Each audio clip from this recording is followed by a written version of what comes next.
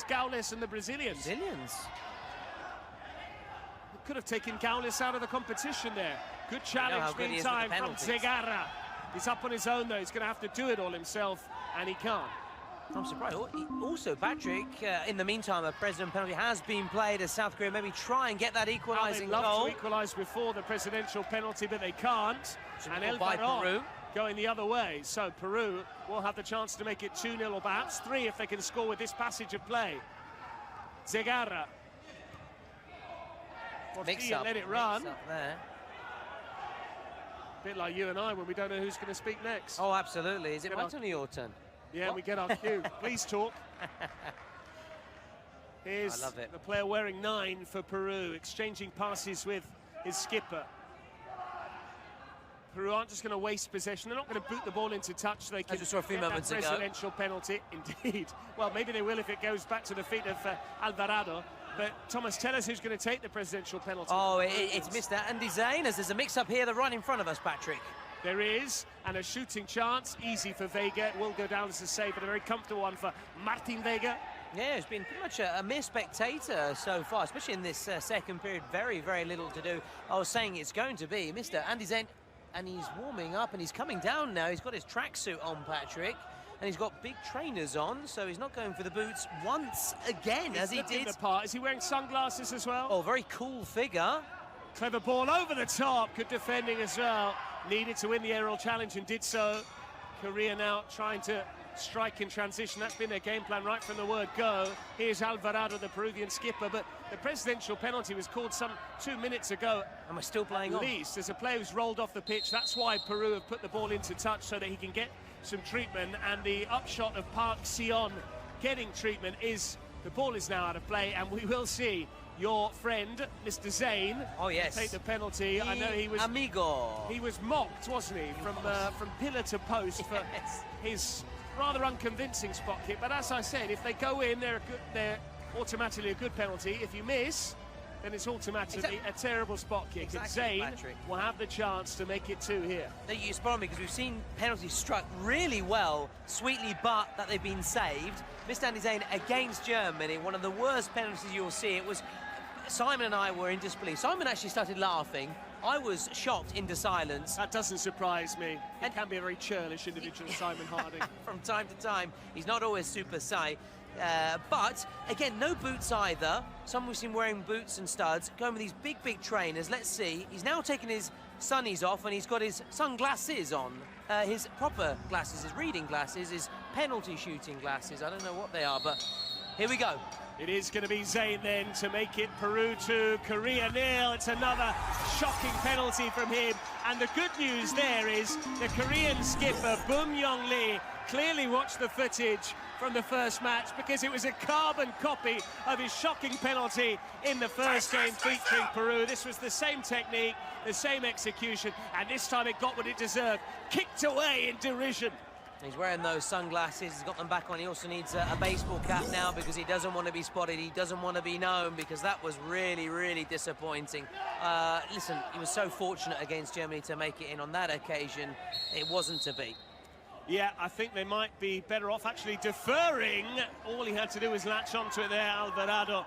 But if I were the Peruvians in terms of game plan, I would actually take the slightly more difficult odds of delegating to an outfield player as part of the Peruvian ranks and say, you know what, try a shootout, maybe give it to someone like El Varón or someone like that and say, dribble towards goal, take your 5 seconds, try and score courtesy of a shootout, because they're basically surrendering their presidential penalty if they continue to linger with Zayn. It's clearly non è roba sua, Thomas, it's not for him. No, far from it. Let's see, though, whether Gams In-jin Kim for South Korea can get his penalty and respond and get South Korea level. Indeed, so Gamst is his alias. Gamst style. Yeah, In-jin Kim, not to be confused with Morten Gamst Pedersen, a former Blackburn Rovers international, but it is going to be Gamst, and this could be big for Korea, because yes, Peru have the lead, but Peru only scored once, and this would actually level proceedings, but he's got to get the better of Martin Vega. I like this, though. First and foremost, he wants to take the warmth and the acclaim of his compatriots. He wants some of their technical ability to literally rub off on him before he steps up here. Oh, now, wow, who's he baiting? Wow! He's baiting the Peruvian fans behind the goal. I love it from Gamps. Go on, Gamps. That has ramped it up here. Right, Can he now deliver? I'm going all in for Gamps because, you know, you really have to give credit to him. He has talked the talk. Can he walk the walk? Can he kick the kick? Dear, oh dear. Pressure on. This for the equaliser in front of the Peruvian fans. It is Gamps who scores! He does it! With a beauty! And now he's going to mock the Peruvians again. There's a pitch invasion here. And day 4 just got a whole lot louder at this matter, baby. He has added some spice to this contest. It takes a lot of character. It takes a lot of attributes, as the Italians say, to perform like that. Oh, he's got a big pair of cojones there, Gams. What a penalty that is. Picture perfect. If we saw the worst possible spot kick from Zayn, well, his compatriot, the penalty of the Presi from Korea Republic, was a work of art, and that is why it now reads Peru 1, Korea 1, and there's nothing to choose between them. And this game has been so low on goal-mouth action, Thomas. I don't want to say low on quality, I want to say cagey, that there is now scope, but hang on a moment! There was going to be scope for a golden goal, but Peru have immediately scored to make it 2-1. And it was poked home by Franco Colan. And the Peru fans are going wild again. Now it's them celebrating. Now it's them goading South Korea, their president and the players. How things can change. And talking of changes, Patrick, secret card. Secret card on the way. It was just a square ball and a lovely futsal finish. The toe poke beyond the goalkeeper. He could barely see it before he had time to react. And after all the joy of the Gamps goal, now it's the Peruvians, and you and I know, Thomas, a big Peruvian community in Milan, and Massive, they have turned out in Patrick. force here to try and cheer on their team, and it's them who are making all the noise behind the goal to our right, behind the goal defended by their compatriot Martin Vega. Guys. Yeah, they are a very proud footballing nation. They love their football, they love their football. The Peruvians, they have a mixture of talent, technique, but also... واحد إكا 5 إكا كذاب. maybe goals worth, or maybe a star player, we'll see. Here we go then. Ooh, Suspension. suspension. Who do you take Number out 6. then? Number 6. They've said number Suspended. 6, if I've heard correctly. If I'm not mistaken, that means he is out of the game, Patrick, for the following 4 minutes. That's Number what the 6 suspended. suspension card means. You can pick an opposition player, take him out of the game for 4 minutes. So number 6, it is the Korean at number 6, which has now been removed, which is Kim Dong-chol, clearly a player that they're wary of, the Peruvians. Yeah, because they're very quick as well to make that call. There was no deliberation. Of course, the coach would have known the secret card, would have already been thinking about who, but still, maybe what he's seen, he might have changed his mind over the course of the match. I do wonder why, or Second wonder card. whether there might be some mind games as well when Okay, it comes number to these 6 secret out cards. for 4 So minutes. number 6 has now just Number 6. had it communicated to him that he has to take a breather for the next 4 minutes. He's not happy as well. Surely he's familiar with the rules. They're asking for VAR, meantime, the Korean coaching staff. But I do wonder whether there's a little bit of mind games between the two coaches once they've drawn those secret cards. Do they try and mislead the opposition by maybe, you know, playing a poker face or saying, oh, we've got this, we're going to do this, or, oh, you go and scout for which player we might remove, knowing full well that maybe they've got a double goal or a joker potentially? Yeah, or a penalty, exactly. And also, the time the cards are played as well also gives you an indication of what the secret card might be, as we just wait on here before getting back underway. The clock, of course, has been stopped. Not sure what the VAR intervention might possibly be for. We're waiting for a steer from our officials on that. But I'm not sure whatever happens, whether he'll necessarily be able to come back on. Kim, surely for the next 4 minutes, Kim Dong-chol is not involved. Let's hear what the officials have to say. Checking in progress.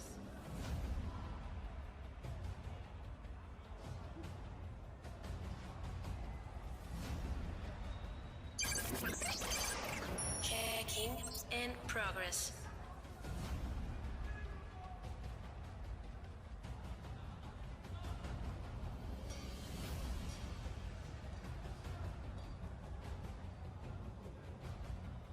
No word yet from the officials, but there is a check in progress.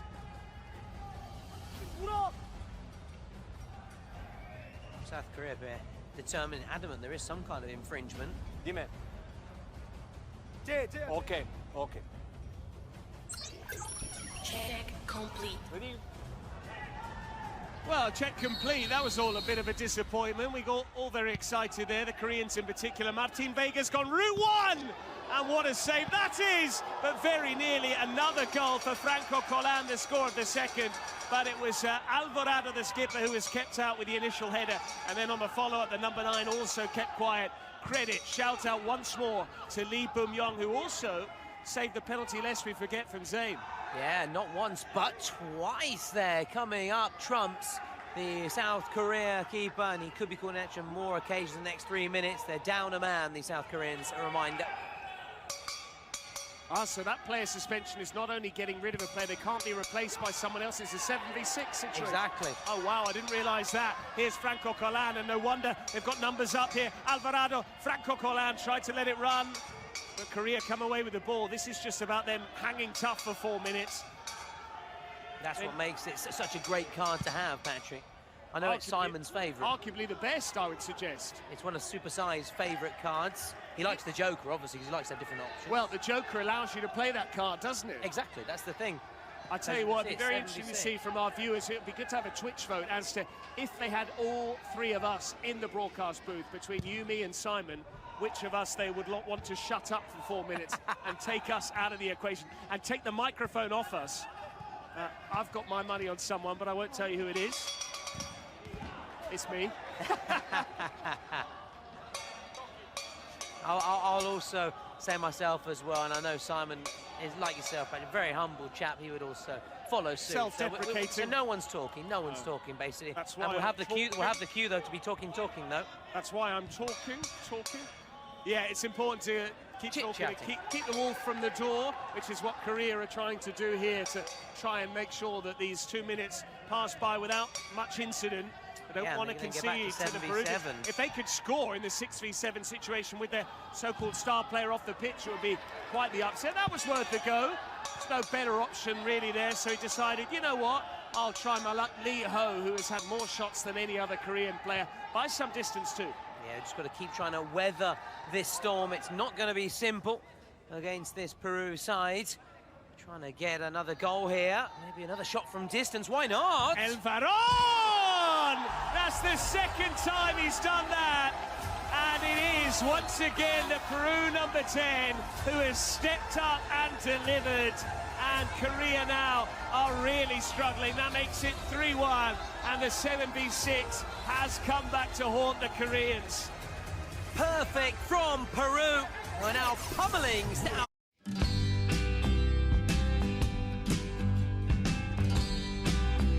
Beauty, another brilliant blockbuster from distance. South Korea, do they have an answer? They might have more defending to do here. Not enough bend. Really good try, though, nonetheless, from Jesus Honores and Thomas Lawrence. Let me just praise you for your reading of the game there. I could tell by the way you teed me up, from your excitement there, that you sensed that El Varón wasn't only going to shoot, you also had a hunch he was going to bury it, didn't he? Absolutely, very much like Kelvin Oliveira earlier. I just sensed that his run was going to go and go and go on, and we've seen another one. South Korea looking to their secret card soon. They'll be back with 7 players on the pitch. They're currently a man down. They have to hold on for another just under 30 seconds. It's been a costly suspension for them. The main issue for South Korea, though, has been that they haven't scored outside of their presidential penalty. But Alvarado holding it up, the Peru skipper. Peru want to add a fourth to have a 3-goal cushion here before Korea get the opportunity to play their secret cards. If you're Peru here now, surely you just want a penalty to try and get back on the board, cut the deficit to 2. Yeah. Sure, a double goal would necessarily help them. They haven't really. That's the thing. Opened up the Peruvians. That's the thing. Sometimes you might have been dealt a card that really isn't that helpful to you, Patrick. So they want a penalty, they'd love to, or even a shootout. I think that they'll take a shootout. They're waiting to call the card. Swings and roundabouts, similar sort of vibes with the shootout and the penalty. But first of all, we need to see the ball go out of play. As and when it does so, that's when we'll see what the nature of the secret card is. You've got those wonderful green graphics going across the lead walls across the way from us. This is Park, right in the challenge. Then he went for the toe poke finish, which was the way that Peru scored their second, courtesy of Franco Collan, but it didn't work out the same way here for the Koreans. And although Peru are in possession, if I'm Korea now, especially now we're back to 7v7, we're moving towards the 38-minute mark, get the ball out of play. Get your secret card, and in fact, Portilla has done it for them. He's just smashed it into touch. There you have it now, all eyes on the touchlines as we find out the Spotify secret card. And glean something. Can you read, Patrick? Korea, goal for 2. Well, it's one of the worst ones they could have had. Double goal. It's, you know, that's the way the cookie crumbles, to borrow a phrase that you used earlier on. It is the luck of the draw. They can't choose it. The cards are uncovered. You have to pick one at random, and the one that they have selected is double goal. It does mean, look, on paper, it's the perfect card to draw because they trail by 2 goals. They've now got a 4-minute period of double goal. They've tried to extend that, basically, because then they'll have 2 minutes after that, albeit the same will be true for Peru. So they'll have a 4-minute unique window now where if they score, it's worth 2. If Peru score, it's only worth 1. And then when we hit the 38-minute mark, that's when, provided the scores are not level, that's when goals would be worth double. But if Korea score now once without reply, we go to 3-3, and that means if it's that way after 38 minutes, we've got the golden goal. Golden goal, which but I'd love to see a penalty shootout to decide a match. We haven't had one yet in the Kings World Cup Nations. We haven't. But it is quite Best a of rare 5, thing. Yeah, exactly. Very much that like traditional football, and it's shootouts though, not penalties. Right, this is Shin with the right foot, or it's going to be Min with the left. I think Shin's going to strike this with the right. He's also trying to play some mind games with Martin Vega as to which way he's going. This would be worth 2 goals, remember. Is it Shin or Min? It's Min who leaves it for Shin, and it's over the top. Again, it's what we've been saying for the entirety of this match, just in that final third. South Korea, and you picked up on it as well. The only goal they scored coming from their president. If you did miss it, he took it so well. Up towards Alvarado. They are very direct, the Peruvians. It's often route 1, where they try and make the full use of the physicality of their target man. And so far, it's a game plan that's worked well. He's not scored, but he has given them a platform if they do want to go direct, and they're sort of dispensing with the building out from the back. El Baron wins the header. It's a free header, but he's headed it straight into touch. Still 2.5 minutes or thereabouts for Korea to get a goal that would make it 3 apiece here in this second game of our 4th day at the Kings World Cup Nations. A reminder, the road to Torino. The final will be played at Allianz Stadium. Lovely ball from El Baron, and here's a chance. That makes it 4-1, and that might well be that. It is Peru who basically score during the Korean power play. Lovely ball there from Alvarado, and it is Jesus Honores who has scored the 4th goal for the Peruvians, alias Aicardo. It is 4 now, it is, as the Italians say, a poker for Peru, a Peru poker, powering their way through then to the last chance, having lost their first game, but they're on course to win this one. And South Korea, it could soon be adios for them from the competition. I don't know how you say bye-bye, arrivederci in Korean, but it doesn't really matter because they could be going out regardless. Well, it's interesting, isn't it? It's quite ironic, actually, because Korea had eventually used their power play there. That's essentially what it was, the double goal. We now move into that particular scenario for the match as a whole. Korea will need to score twice to try and win the game 5-4, with goals now being worth double. But they did have a 4-minute window where goals were worth double. It was their power play. They played their trump card, but in the end, the flush was the 4th goal for Peru, and it's a flush finish, not a fluff line like I've just delivered there from Jesus Honores, alias Aicardo. Yeah, so Peru then very much on course, in the driving seat ahead of us. Our next match, which is Turkey against Colombia. Plenty of surprises. I don't want to say too much, but we could have some legends of the game with some big motivational speeches ahead of Turkey, Colombia. But first, let's finish off Peru against South Korea. The lights are going to go on and then they're going to go off. But Peru with their home support here. Yes, we're in Milan, but lots of Peruvians in the crowd. Young and old, they've made the trip down here to Vismara. Oh, what a thumping challenge that was to start this 2-minute period. Korea are chasing them down with a huge determination. Thomas, you are our bracket specialist. We are about to see Peru move into the next round, which is the last chance.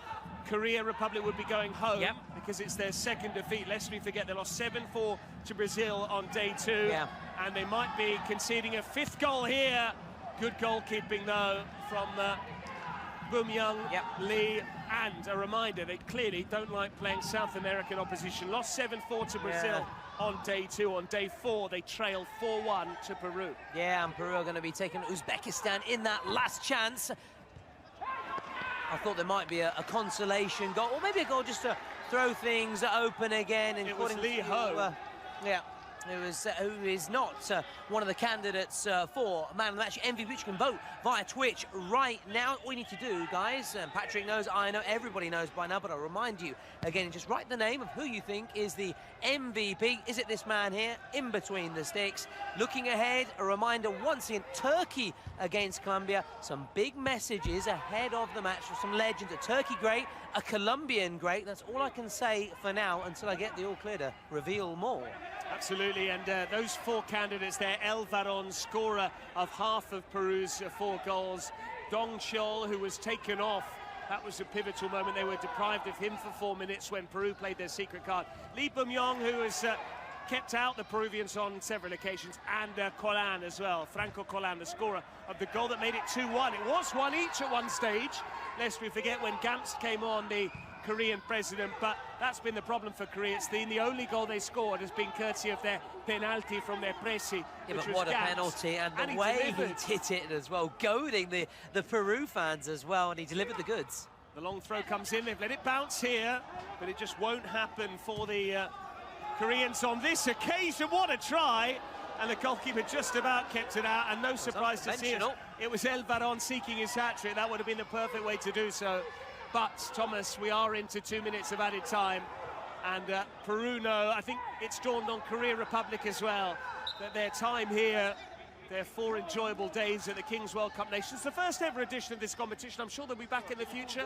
Can't wait to see which country hosts the next one. Oh, absolutely, and it is a shame. We are available. But they wink, nudge, nudge. Exactly, need some casters. And there's also Super Simon Harding as well.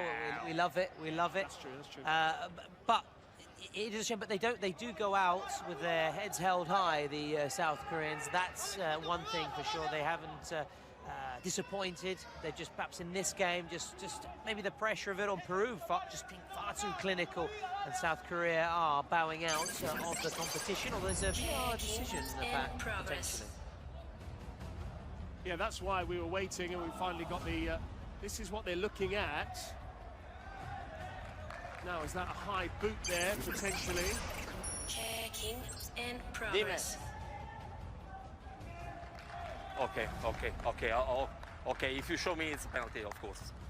Because he pull, sorry. Oh, a possible penalty now for Korea. This could really change things. Just as I was saying, South Korea going out. Okay, it's easy. It's pull. Fantastic. Okay. Check complete. Okay, it's half meters. It's half meters. Pull. Okay. Well, that's what they're looking at. It's certainly inside the penalty area. Kim Kyung-sung, and it is a penalty to Korea Republic. A reminder, they trail by 3, but there's still 90 seconds of added time remaining. If they can score here, and the only goal they did score was from the penalty spot, albeit courtesy of their president, then they would have 90 seconds to score a goal to win the game 5-4. Peru now need a favour from Martin Vega. Korea are taking their time as to who wants to take this penalty. They need to be sure that they want to take it. And interestingly, it is going to be Min wearing 21. Min Kyung-hun. It's just the amazing thing about the Kings League, though, Patrick. Just when you said they're going out and they could reignite their hopes here, and they could, who knows, win it. Massive pressure on both players here. Min to keep the game alive. He'll score on the rebound. Martin Vega desperately unlucky. He thought he'd done enough. It was a moment of heartbreak momentarily for Korea, but they still are alive and kicking. The clock has now resumed. Martin Vega desperately unlucky, Thomas, and Korea have a minute to score again, which would be a winner.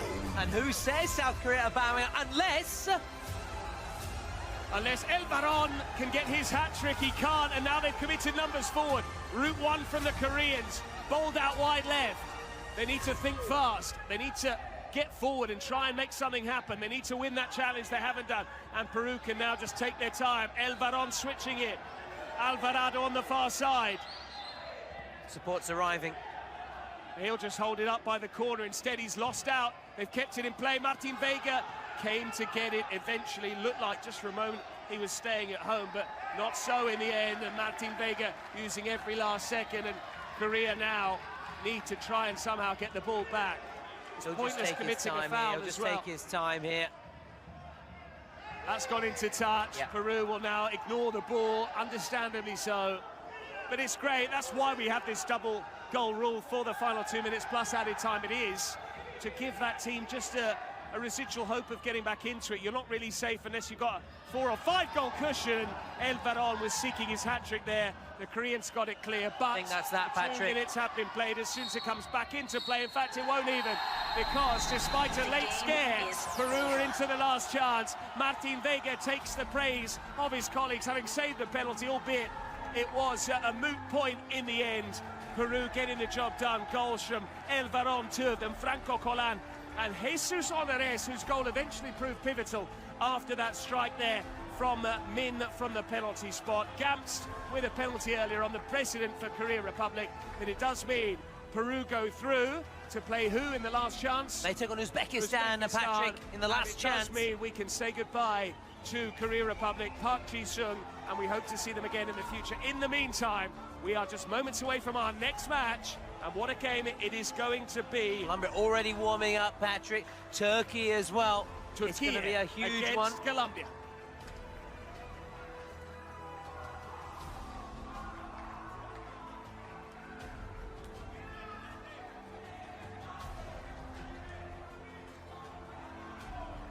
How about these celebrations? And there are those on the pitch who are celebrating being Peruvian pride, albeit with a Cristiano Ronaldo celebration as well. And some of the match stats now coming in just to bring you up to speed with what exactly went on. That's the bracket as well, which is almost complete for the last chance, because we have Japan still need to decide their opponents. Uzbekistan will take on Peru. Germany, Mexico is decided a little earlier on. Spain still need to decide who they'll be up against. It will be the Ukraine or Morocco in that fourth and final game. We've got the third game on the way, but in the meantime, we'll bring you the best of the action from what we've just witnessed.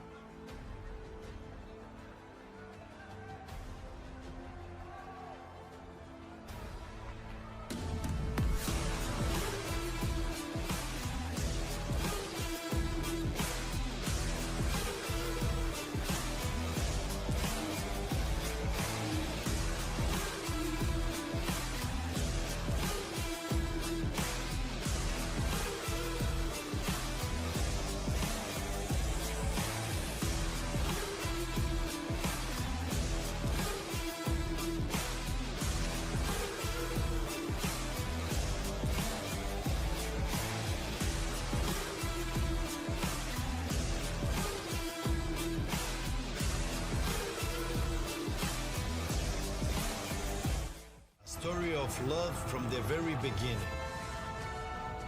The talent and fighting spirit they showed in the last World Cup carried the Ottoman team to the final stages. This time, don't be surprised if Turkey takes the crown. Colombia. When the tricolor plays, everything else stops.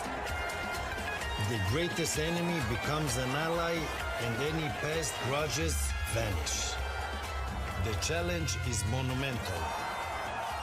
Victory or victory. It is Turkey against Colombia. Big match. But before kick-off, looks like Turkey have something to say. Herkese merhabalar.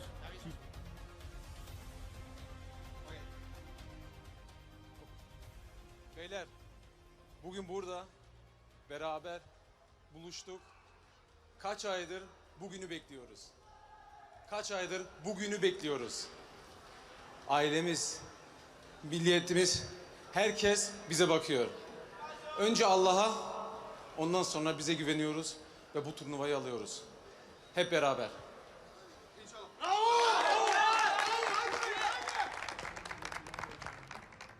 Herkese merhabalar.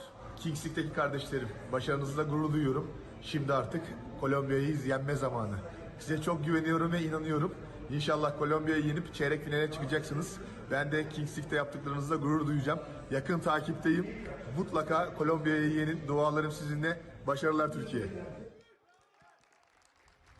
Arda Turan, Turkey great, had a big message ahead of kickoff for his compatriots. He did, and he's not the only one. The Colombians are also about Muchachos, to have a message. como se los dije la última vez, se los dijimos todos, hay que hacerlo esta vez por ustedes, por sus familias, sus amigos, quienes los están viendo en casa, y por cada colombiano que los está siguiendo, tanto dentro como fuera del país, que quieren verlos ganar, quiere verlos en cuartos, y sabemos y estamos muy orgullosos de lo que van a hacer y lo que han hecho.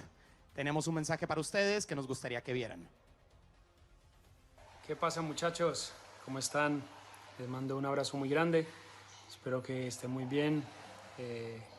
Representar al país es un orgullo muy grande. En cualquier cosa que hagamos es lo mejor que le puede pasar a uno. Así que denlo todo por esta linda bandera, por este país hermoso que tenemos.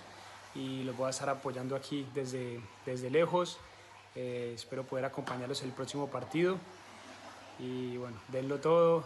Sé que han trabajado mucho para llegar hasta acá y son un orgullo para toda Colombia y a darlo todo. Un abrazo muy grande.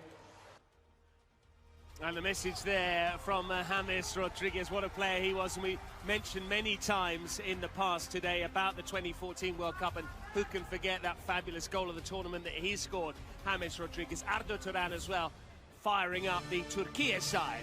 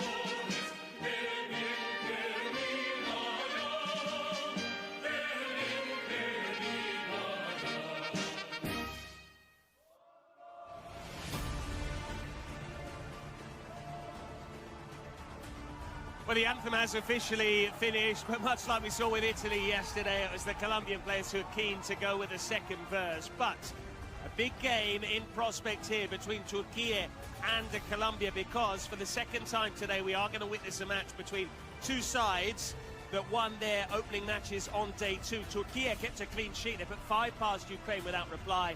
And as for their opponents, Colombia upset Morocco, winning 4-1. Upset's the right word, Patrick. And Morocco with some star players in their ranks. It does mean whoever goes to win this game will go through directly. They'll get a bye to the quarterfinals. Who's your money on, Thomas? Twitch is saying Colombia. Yeah, and after such an important win, impressive win against Morocco, it's hard to disagree with our supporters and everybody following via Twitch. The people are speaking as we speak, although Turkey just coming forward, and Turkey, I beg your pardon, the final stages. We see the draw of the Spotify secret card, the secret weapon, which can only come into play in the second period of this match here, as the action is about to begin here between Turkey and Colombia.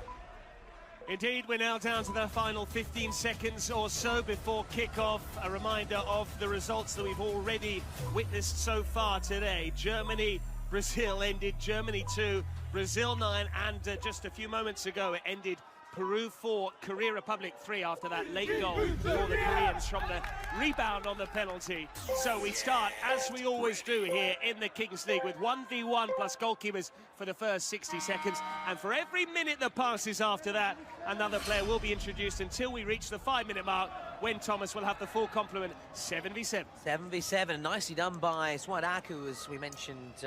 Colombia's impressive performance, but what about Turkey making light work of Ukraine? Thanks also to this man here who got all the goals. Can he get another one? Well, he seemed to have space to shoot there. Instead, he just decided to come back. Furkan Ars. Here's Furkan. Oh, was he taken out there? Oh, what a big moment this is. He stayed down, which means we have a one-on-one. This could be huge. Is he round the keeper? He's not. I mean, it was fouled. Opportunity there for Palacios. But are we going to have a look at this VAR? Because, Thomas, remind us, in the first minute of play, what happens? It was Swad Ak, who I know is you're a big fan of. Massive fan. What happens in the first 60 seconds if there is a foul? There's not a foul. It's not a foul, but had it been a foul, it would have been a shootout, because any foul committed in the first minute is a shootout. A penalty shootout, he might get another chance. He may have committed a foul there, he didn't. Now, can he go up and score? It looks like it, but he rushed it there. What a chance for Swad Ak, who I believe scored, was it 4 goals worth 5 in the Yes, exactly, because his last goal came in those final 2 minutes of play. Does that mean none of his teammates pitched in with goals? It was all on him? It was all on Mr. Swad Ak, who was fabulous. Less so there in that 1v1 situation. But did so well to put himself into that shooting position, perhaps just snapped at it, and there could be an issue here, an injury issue here early on for Colombia. Well, what a fast-paced start, frantic stuff, as we see the Turkey presidents watching on from afar. Colombia, meanwhile, they are here. Patrick, we caught a glimpse of them earlier, just to our left, actually, if I'm not mistaken. You can't miss them. That lovely yellow jersey. Is it the Cafeteros, one of their many nicknames? As we actually give some Colombia fans in the stands as well, watching on. So it appears to be all okay for Mr. Palacios. And now it's 2v2. We've got another Guti. Guti playing for Colombia. Guti, I presume, is a pretty common nickname for those who have Gutierrez as their surname. We saw a hat-trick from Guti yesterday in Spain, not to be confused with the former Real Madrid midfielder who was the main man when it came to creative assists. I remember a backheeled assist from him at one stage for Real Madrid. But we are having a break in play here because, not for the treatment, which has now come to a close, but because the officials are trying to get the right camera angles to see whether there should be a VAR check in progress. Yep, clock has been stopped as the Colombia presence enjoy this. A little, what's it, glass of bubbly? I'm not too sure as well. So the VR coming in, Patrick. In progress.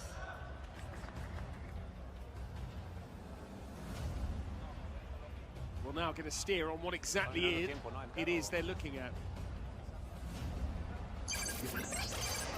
Checking in progress. See? Okay. We've had lots of VAR checks today, Thomas, but none of them have really materialised into anything particularly significant. Colombia now with the rush goalkeeper trying to create an overload here, try and catch out the Turks.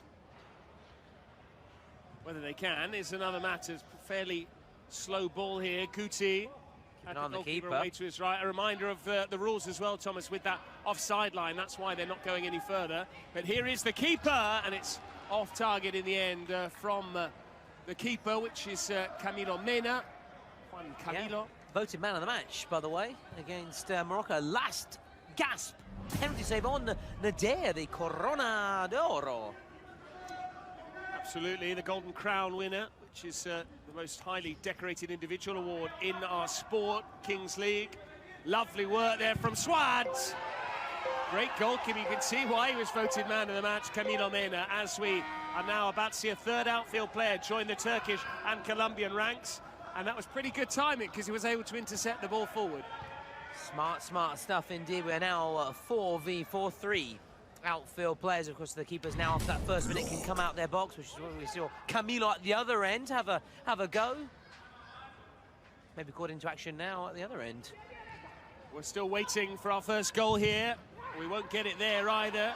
The Colombian number 10 keeping it in play. He'll be inspired, I'm sure, by that message from James Rodriguez in the lead up to this match. Yeah, what Colombian a player. number 10 is Angelot Caro.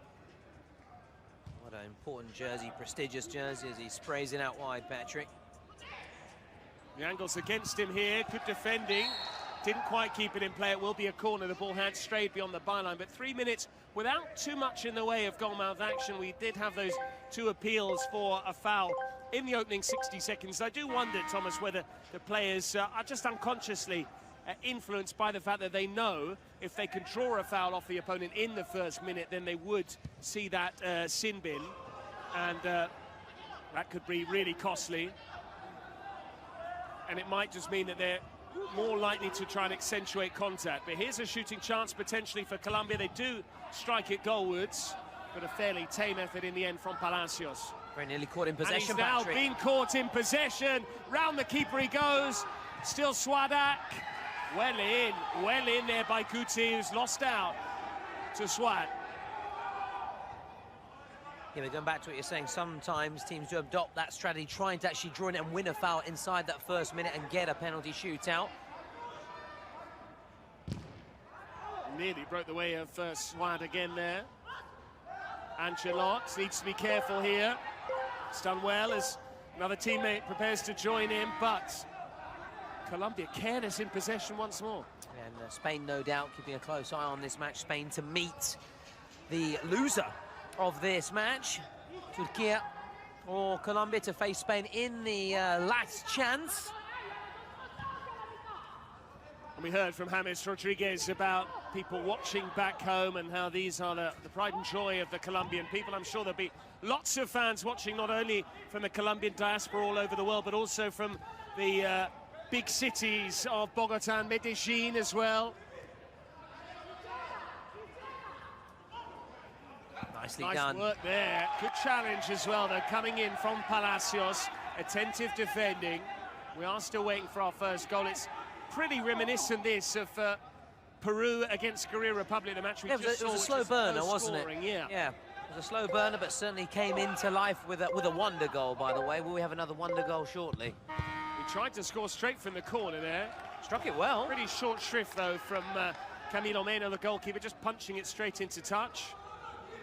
Thomas, 5 minutes have gone by. That does mean it's now 7v7, so 6 outfield players plus 2 keepers. Yeah, and now it's more like, you could say, traditional football. A long throw came in. Who's there? The defender doing a pretty good job to keep it quiet as well. Denilson Lobon. Yeah. Now, obviously, a lot less space to be able to exploit it. We might expect it to the pace to drop off slightly, be a bit more tactical. 2 teams sizing each other up, no goals either, so neither team want to take too many risks and put themselves into a tricky position. We can have a precedent penalty in the first half. We could, but that's not really been in keeping with what we've seen in this tournament so far. They've tended to keep their powder dry and just keep that card in store for the second period of 20 minutes.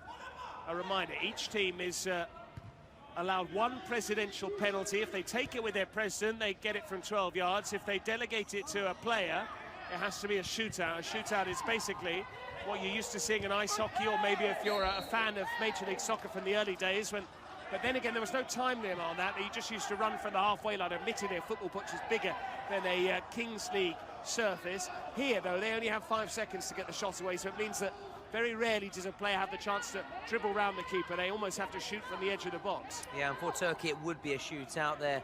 Presidents watching on from afar. For Colombia, it would be Peli Kanger to take it for them at some stage. You expect it to be, as you said, perhaps more the second half to keep in trend with what we've seen. Angelot winning it back, poking it through. Brilliant goalkeeping. Otherwise, Colombia would have had the lead. Here's Angelot again.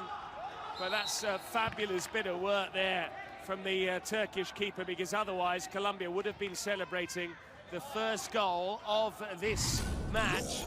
Alejandro Ortega going very close indeed. Very close indeed. One of the best chances we've seen so far. Colombia starting to take a little bit of control and really settle into this match. We talked about the iconic jersey. Another Colombia one is another. I love those red socks as well. A bit like a Mexico, if I'm not mistaken. If anyone is listening that does have access to Stash, There's Ortega trying his luck again. Thomas Lawrence would love to get his hands on one of the Kings World Cup Nations jersey. Pretty hard, I would think. I'm sure those players want to keep hold of them as mementos. Of course. Personally, Mexico is the one that I'm really looking forward to getting my hands on. As long as I get to meet Obed Martinez, you know me, I'm happy, Patrick, my main man, the Mexico striker. Obed Martinez is to you what Domenico Mimmo Berardi is to me. Is to you, yeah, one of your favourite players. Now, can Turkey score? The team in red... Berardi, by the way, would be a great player in Kings League. Sorry to interrupt you, Patrick. He would be fabulous in this competition. You're absolutely right, because we mentioned the sort of profile that Italy need earlier. That's a foul on Danielson. Is that going to be a yellow card? It was high, from behind on the knee. Now, that might have been deserving of a sin bin, a yellow card and a 2-minute suspension there. But yeah, just coming back to what we're saying about what Italy are maybe missing. This is the challenge, Thomas. What do you think? Yeah, I think the cards are going to stay in the pocket. We haven't actually seen cards brandished today, unlike yesterday, where they did come out on a couple of occasions. In fact, even a red card in the Spain-Italy and De La Mata. So he'll be out of Spain's next game, which will be against one of these two sides. Again, allowing the play to go on and trying to keep the cards in the pocket. I think that's the sort of the idea. Well, Colombia have a free kick here, and it's struck well over the top. He went for power there, Alexander Rodriguez. Yeah. Personally, I've just been given a lift. I'm supping a can of Red Bull, one of our partners here at Kings World Cup Nations.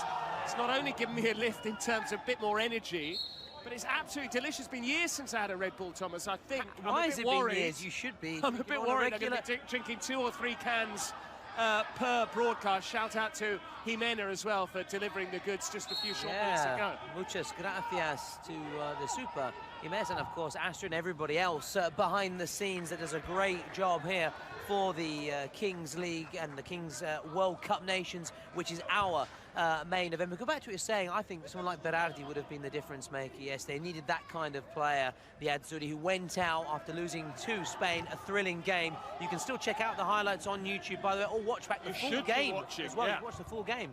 And you've got the option as well, if you want to watch just the highlights with only crowd noise, no commentary, there is that option available. If you want to hear us talking over it, potentially adding value every now and then you can go to the full broadcast, which is basically 5 hours, Thomas, from when we get started half an hour before the first game, right up until 4 matches back-to-back, which are basically an hour each. Here go Turkey. Still no goal here in this 3rd match of the day. Or if you want, you can just watch the full game and just put it on mute and turn off our voices. Anything, as long as you watch the Kings League, that's all that we care about. No, I would not be offended, far from it. I do wonder what people are going to get up to tomorrow, because tomorrow is a rest day, not for us so much as for the players themselves. It is a Sunday, and we are therefore not going to be in action. It'll all resume again on Monday. Still here at Wismara for the next few days until the final, which, lest we forget, Allianz Stadium. Sunday, the 12th of January. We've not only got the match, we've got the Legends game as well. Casillas, Buffon, Pirlo, and indeed Kun Agüero, who might also line up for Argentina safely through after 2 wins from 2, the Albiceleste. And we've also got a performance from Mahmoud as well. So much to look forward to. Massive at the home of Juventus FC. Turkey looking a little bit nervous about how this game has panned out so far, because 11 minutes have gone by. Not too many saves, no sign of a presidential penalty, but they've stolen the ball high at the pitch here, and he's very quick and very direct, Swipe. You can see why he scored 4 goals in Turkey's opening 5-0 win.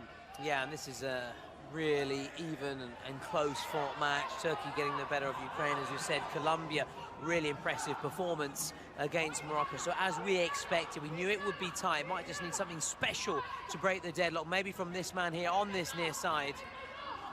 And to think, though, our opening match, which was between 2 teams that won on day 2, namely Germany and Brazil, was so one-sided. Brazil winning 9-2 by a 7-goal margin, more than avenging that 7-1 loss for the senior national team in the 11-a-side game at the 2014 World Cup, which was heavily referenced in the lead-up to the match.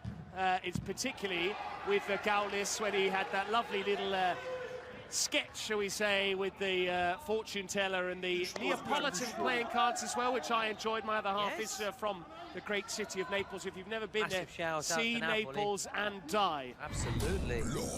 You will be flabbergasted and left speechless by its beauty. Will this be beautiful? Oh, that was a painful one. But here go Turkey. Good defending from Danielson. I'm a fan of his.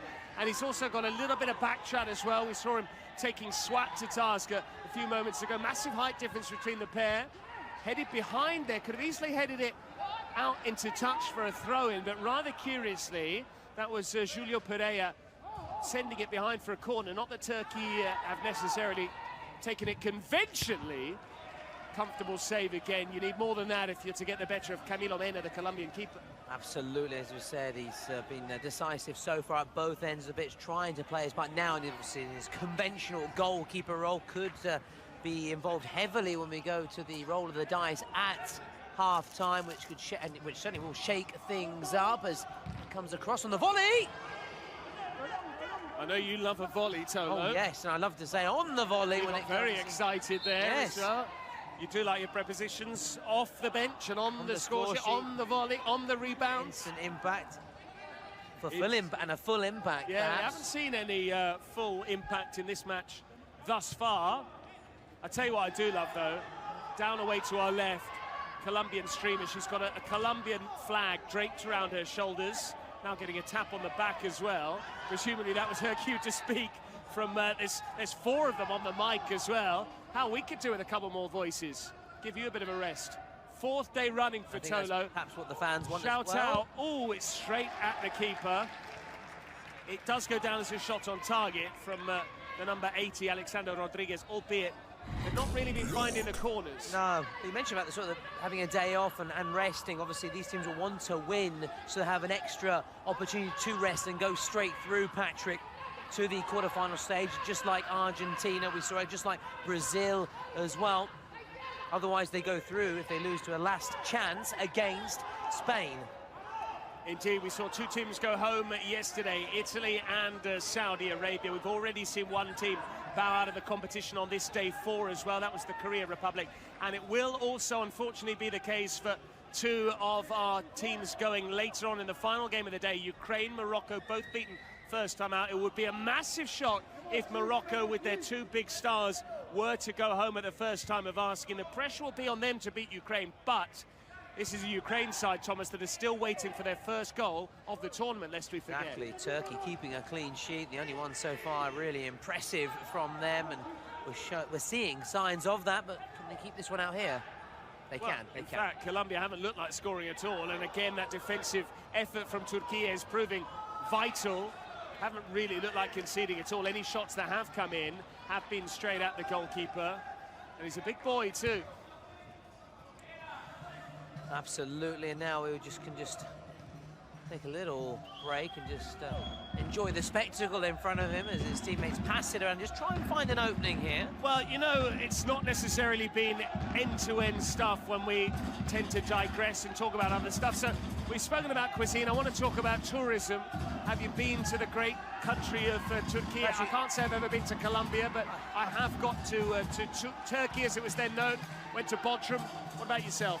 You know, our fans at home are going to think, you know, that I'm quite a dull person and not very cultured, because my language skills are appalling and my travelling has been almost non-existent. So no, I've not been to either of these nations either. As the ball comes towards us, that's why I was getting a little bit scared, a little bit excited. Here's the ball flashed across, Patrick. You're ready to catch it with your hands. I was trying to duck down. I was ready, and also there's 2 possible techniques there when it comes to claiming a ball above your head as a goalkeeper. You can either do the W, where your 2 thumbs come together, or you can do the diamond, which is another possible option. I went with the diamond there. I wasn't required. The goalkeeper is required here just to prevent a corner. It's a fairly easy stop for him to make in the end. That is Oktay Kazan, who's playing in goal for Turkey from the looks of things at the moment. But yeah, Bodrum, it was great. Sampled all of their cuisine. They're known for apple tea as well, which is very sweet, on a similar sweetness level to Red Bull, dare I say it. But I tell you what, I wouldn't want to have apple tea laced with Red Bull. I think that would keep you up all night. That would just take you over the edge.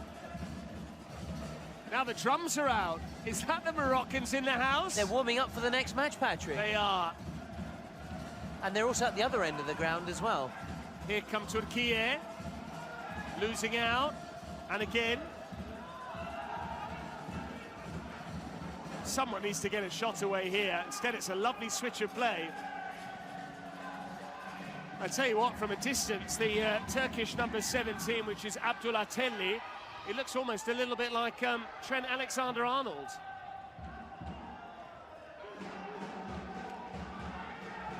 And Mr. Trent Alexander-Arnold is bombing up the pitch, and he's putting himself into a pocket of space, but he's not been spotted by his teammates as we go towards that 18-minute mark. And this is the beauty of the Kings League, Patrick. You might think goalless, dull, but we're going to have a shake-up here with the roll of the dice. Can it be a shake-up here? It's not a shake-up here. That had you off your feet. You were jumping up and down there in anticipation at the first goal going in. It was off target in the end, but worth a go there. You could see what was in his mind there, Ayturk Cesim. But it does mean that, rather disappointingly, come the 18-minute mark, it is still goalless here. But who's ready with the Red Bull dice? It's Sergio Cruz, one of the Italian presidents, for this energy break, energized by Red Bull. Let's see what happens here with the Red Bull roll of the dice. Red Bull is actually an option that can come out, Patrick, on the roll of the dice. Let's see. So it's three. It's a 3v3. So 2v2 outfielders plus goalkeeper. Correct, Patrick. Correct. This will open up the space, that's for sure. That's what we do now. That's what we can guarantee. Can we guarantee goals? We cannot promise, but we can hope. And what this means is we are basically going back to the scenario that we witnessed between the 61st and the 120th seconds of this match, because we start, lest we forget, with a 1v1 plus goalkeepers. Now we're going to have a 2v2 plus keepers, which is what happens after the first 60 seconds of a conventional match in the Kings League goes by. So they've gone with Danielson as one of their players, Colombia. They're keeping faith, of course, with Camilo Mena, the goalkeeper. And as we tick down, the red lights come off before they all are extinguished. Final 2 minutes of the first half, plus added time. Who, if anyone, is going to get on the board? Colombia first to the loose ball. Danielson's not very quick, though. That's why he had to stretch with that telescopic limb of his. But full marks to Colombia getting there, and reminded the ball then has to go backwards as well. That adds an extra element as well, and strategy on the kickoff from the drop ball. And they made a change. This is interesting from Turkey. Yes. No keeper. Turkey going without the goalkeeper. Now, they can't go beyond that offside line, and they haven't done here. Slotted in at the near post by Cesim. And the strategy pays off. What a move, and it's sealed with a kiss as well by the men in red. It was a smart move, and now the keeper does come back on. Patrick, obviously, now that we're out the ball, and he might be caught in dashing right away, but no, there's a little break in play. Hang on here. Well, are we going to have a VR decision? Was he in offside position? That might be the only question, I would suggest. Was he the wrong side of the offside line, or indeed the last defender? But I think the goal has been awarded, indeed. The VAR check is at an end. And it does mean that Colombia concede. Turkey still yet to concede in the competition. Unbelievable, isn't Coming up to 3 halves worth of Kings League here. 40 minutes, they kept Ukraine quiet. They're playing another team in yellow in the shape of Colombia. And Colombia just can't get on the board. Turkey 1 goal to the good. But Colombia with the trickery, and that's why Turkey just don't concede easily. Oktay Kazan with the save. Oh, fabulous save. And Turkey have had a strong tradition of goalkeeping greats, as they might be tested again here. Rüştü Rekber. He comes to mind, yeah. 2002 World Cup, really impressive. And Colombia have also now smartly taken off the kid. When they're in possession, you can do that to the beauty of the rolling off and unlimited substitutions. Can they get an equaliser into added time? Just a minute of which there will be. Colombia nearly lost possession. They almost gave it away again. They have now run it into touch. That's a bit of a mistake there from Ancelotti, Keeper's number 10. try and come back on quickly. He's got to be quick. On. Now, why didn't they take that throw in quickly and just try and lash it in? Clearly, they want the half-time advantage. They're now going to really take their time with that. Let's not try a low percentage shot to go 2-0 up. We're going to take our 1-0 lead in at the break, and we're going to try and win the second half as well. Or could they score a second here? It nearly ran loose. collected by Swat. We've played the minute of added time almost, still 20 seconds to go. Why didn't he shoot there? This might be why. Swat, they've got the overload. Good goalkeeping from Camilo Mena. Classy Camilo. His cat-like reflexes from Camilo. Camilo the cat could be a good nickname for him. He may be called into action again here. Swat! Oh! He swatted it goalwards there. What a try that was. And it was swatted away. It was, and it does mean that that is now Turkey 1, Colombia 0 at the interval. We'll leave you to hear the thoughts of the two camps at the break.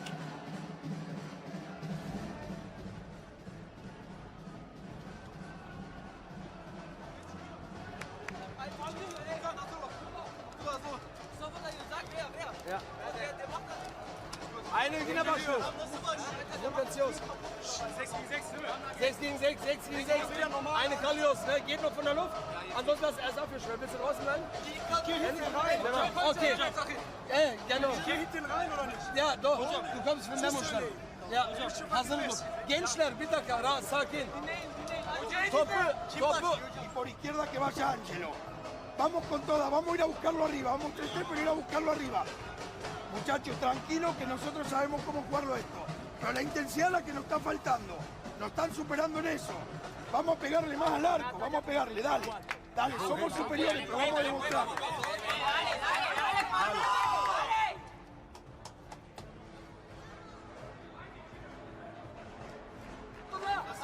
Tricky actually, Patrick, to listen in because of the deafening noise, thanks to the Moroccan supporters who are warming up ahead of their team's match, which is the next one. But we've still got this one, which is delicately poised with Turkey ahead, but just by the one goal, despite coming really close.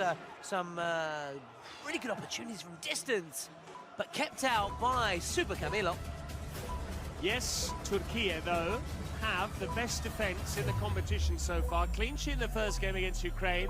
They shut out the Colombians in the opening 20 minutes here. Jason with the only goal, which came in that power play period when it was 3v3, two outfield players plus the goalkeepers. The ball descends now from 5 metres high out of that McDonald-branded box.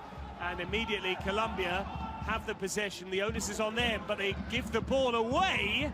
And the shot went narrowly wide. Well worth a go there. It broke kindly to Abdullah Telly.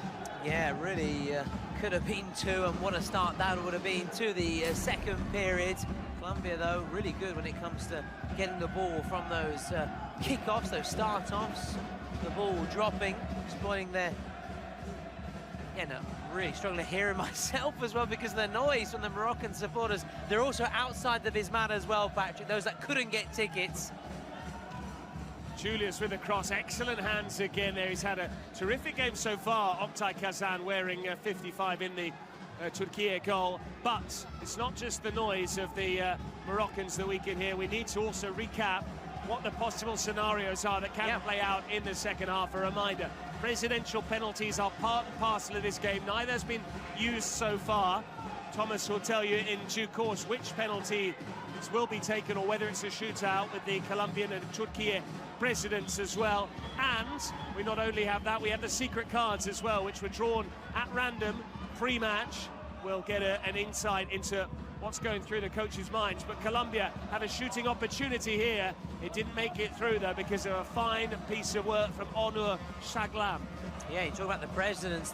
One of the Colombian presidents, Juan Guarnizo, is actually a president in Kings League Spain as his team tries to leap up there and get a goal back. As for the Colombia coach, El Pibe, also coaches a team in the Kings League Spain, so lots of experience in the nation where it all started.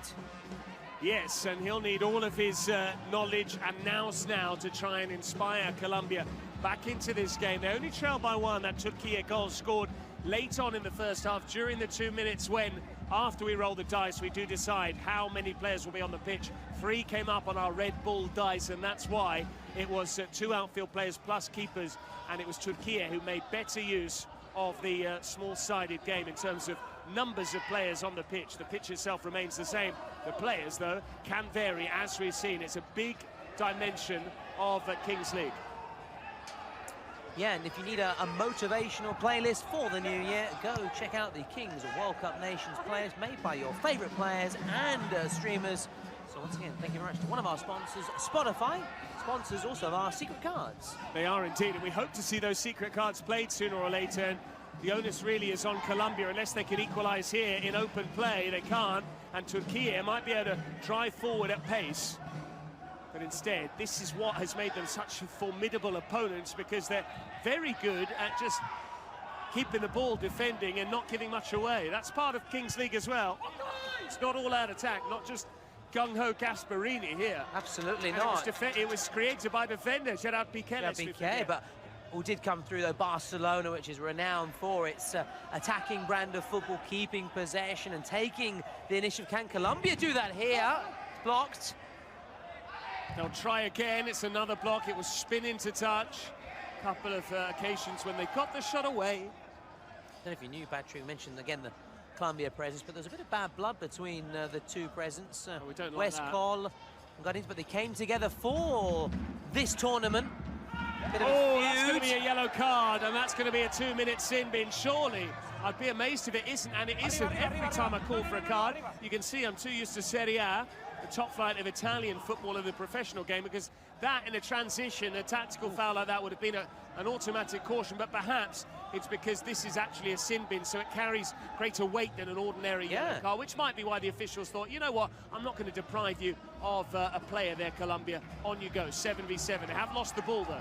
Yeah, in the interest of just keeping it alive. And then that's comes to nothing, unfortunately, for Turkey. Now Colombia again. This is nice, really promising, Patrick. Building out from the back. Julius had continued his progress, but he wasn't found there. Julius Pereira. And how about that goalkeeping? Again, it's Mr. Camilo, big fan. He has to be, so far, in my team of the tournament, Mr. Camilo. Camilo Mena with the save low down to his right there. He wasn't required here, but Turkey kept it in play with that man again, Swat, a scorer of 4 goals in the opening match. Swat driving inside, and it's straight at Camilo Mena, who's looking to take his personal tally to 5 for the competition to increase Turkey's lead to 2-0 against Colombia. Yeah, as he looks to sort of also lay down the gauntlet with Kelvin Oliveira in the race to be the top scorer in the Kings World Cup Nations, the inaugural Kings World Cup Nations. Even more motivation to try and win it. That's a clever ball through. Danielson's touch was heavy. Still breaks the way of a player in yellow. Here's Danielson again. He's got a teammate away to his right. Will the cross come in? It doesn't. They don't want to switch it. And Turkey get the toe poke clear. They're so good defensively, the team in red. And it would be an astonishing circumstance if they could go back-to-back games with clean sheets, especially with all the rules that have been invented to try and foster attacking play and to try and incentivize goal scoring. That's a good try, but it's over the top. Julio Pereira unhappy with himself first and foremost. Yeah, you can see the disappointment there after that strike, but the Colombia presence and streamers watching on, they remain optimistic, and of course, every reason to be optimistic. Still got that precedent penalty and the secret card, and they're only trailing by 1 goal. But here go Turkey. Now, if you're Turkey, do you try and play that precedent penalty first so you get the psychological edge, Thomas, of taking a 2-goal lead in what's been a very tight, cagey match? Yeah, I think that would be really smart, really clever. Just take the game a little bit away from your opponents, unless you just try and take a risk and weather that storm and see if you can hang on. Oh, this is enterprising play. He's gone all the way through. And is there a finish? It's off the foot of the post. So unlucky there from Bert Kiratli, after the excellent work from his teammate in the build-up play. And they will score here, surely. No! He can't believe it. Mena is a fabulous goalkeeper, and he's just shown again why, keeping out Abdullah Telli. Turkey going twice, very close, and they'll try again here. This time it's blocked. Well, astonishing how good the Colombian goalkeeper is playing, how well he is playing, because it's been the standout display of anyone on the pitch. An early shout out for him for MVP potentially. Oh yeah, and it would be twice in succession should he do that. Talking of the number 2, is this going to be goal number 2 for Turkey? They start again with the skipper.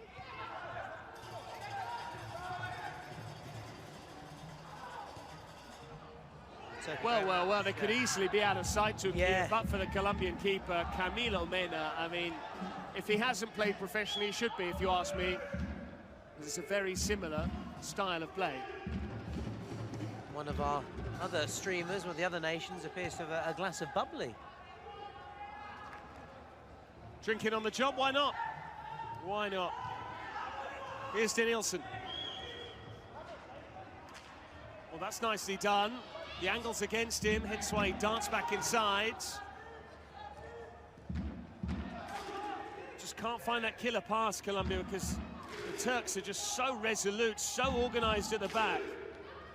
Now the Moroccans making noise with that Icelandic I was going to clap. say, that reminds me of Iceland. It is from, was it from Euro 2016 when they knocked out England? They knocked out England, the round of 16 at the European Championship. Roy Hodgson's last game in charge. Clever ball in, Danielson! Denied. Pretty easy save in the end. It was straight at him, but credit to Oktay Kazan. Otherwise, Colombia were level. Point blank range there. Oktan goes long again.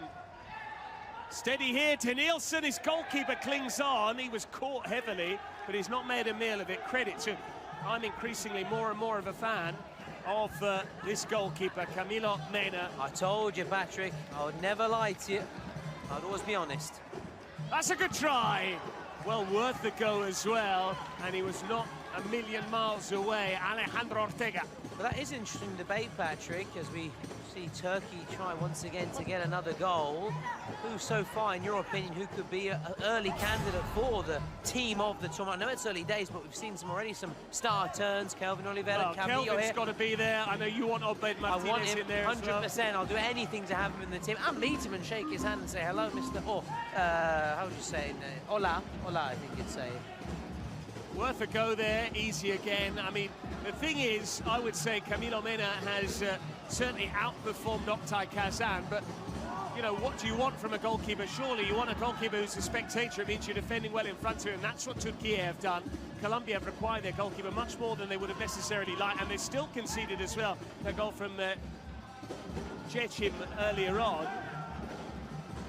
But here go Colombia. All of a sudden they've got the momentum despite not having the equaliser. Can they find the leveler here? They can't. Not on that it's occasion. Another good bit of defending from Berk Kiratli making the block. And now this is what we're talking about. Turkey are playing their president penalty, About time Patrick, too, and I think it's very smart, we're almost at the 30-minute mark, and Colombia have gone 30 minutes without scoring. Add that to the 40-plus minutes of Ukraine not finding the net against Turkey. And obviously, Turkey don't have their president here, Patrick, so it'll be a shootout and they'll designate a player to take it. Is it their skipper? Can you confirm, Patrick? It is indeed. It is the man wearing the armband. So I'm going to see Memos Sozer, who's going to have 5 seconds as and when the buzzer sounds to try and dash up and beat the very difficult figure to get past, Camilo Mena. Here we go then, Sozer opens up the angle and sticks it into the top corner. Well, you knew it would take something special to beat Camilo Mena. We've just witnessed it there from the Turkish skipper. Memos Sozer makes it a 2-goal lead for the Turks. He is captain, fantastic. A 2-goal cushion. They still have their secret card as well. There's 10 minutes to go. They're on course, and again, also on course for a clean sheet, which would be incredible in this game where it's all built towards attack. If you're Colombia, do you try and hit back immediately, get that presidential penalty? There would be pressure on it as well, wouldn't there? I think Turkey are unhappy there because Swat had gone to retrieve the loose ball. Well, there's a player down bleeding, has been caught by Danielson. They're now going to ask for VAR to see whether there was an elbow, whether this might be a red card if it were.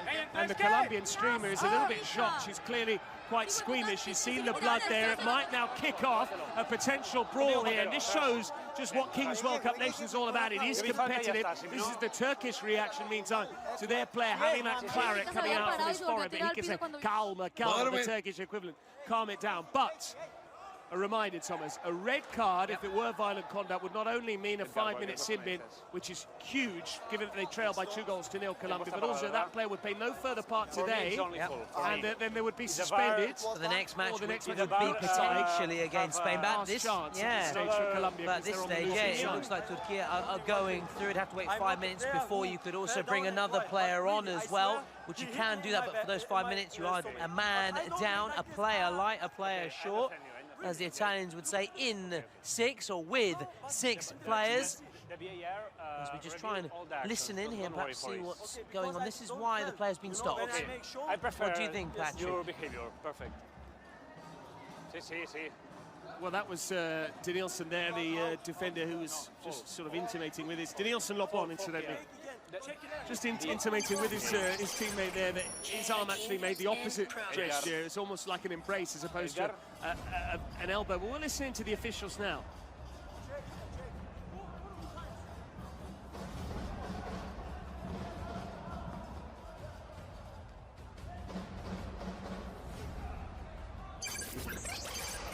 Checking in progress. VAR check in progress. Danielson Lobon, incidentally, has gone and sat on the bench. I don't know whether he expects to be sent off. He will know whether he meant this. He's the only one who does.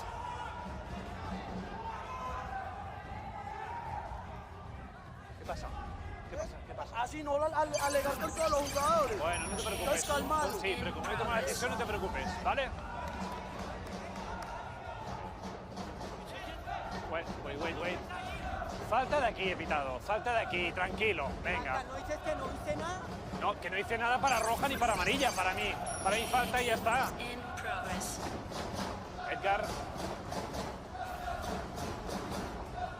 Edgar, check That complete view or no? is quite inconclusive. We need a tighter camera angle to really see the contact up close. Check complete? Okay, hold. Okay. So it's just a free kick, no malice there from Danielson Lobon. It's not any card, be it a yellow or a red. The VAR check is complete, but it could only have been a red with a VAR check. It's the same protocol as in the 11-a-side game. Turkey yet to concede. 2 goals up, but they've lost the ball here and a shooting chance potentially. But Alexander didn't do the best work. That's a nice elastico though. Clever ball as well, right down below our position here. Turkey charging forward, looking for a third meantime. They're looking good for it, Patrick. They certainly are. That's the commentator's curse, isn't it? Singing their praises. And oh, a reaction there. He was fouled, but there was no need to lash out there. He just kicked towards the Turkey player without actually doing so. But here's a chance. Great goalkeeping again. He was brave from Oktay Kazan. They're diving at the feet of his opponent.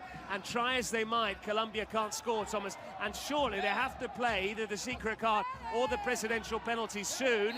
Very soon indeed, because the 38-minute mark is when everything changes and you can't play the secret card then, can you? And that's why you have to be smart and think about when you're going to play your cards, how you want to. You've got to play your cards right. Excuse the terrible pun there, another dad joke, and you can slate me on Twitch for it. I apologise in advance. I am keeping a tally of how many you're doing. Drink a can of Red Bull for every time Thomas Lawrence comes up with a dad joke. You'd certainly have wings there. Full sip. Give him a sip. Just a little sip. Let's go for a sip. We sip. We dran of Red Bull. Absolutely. Shout out to our Scottish friends watching. I'm sure there are many. They are known as big fans. Love the Kings League in Scotland, north of the border. Oh, the long throw. I just wonder whether it's... on the edge of the box, player down.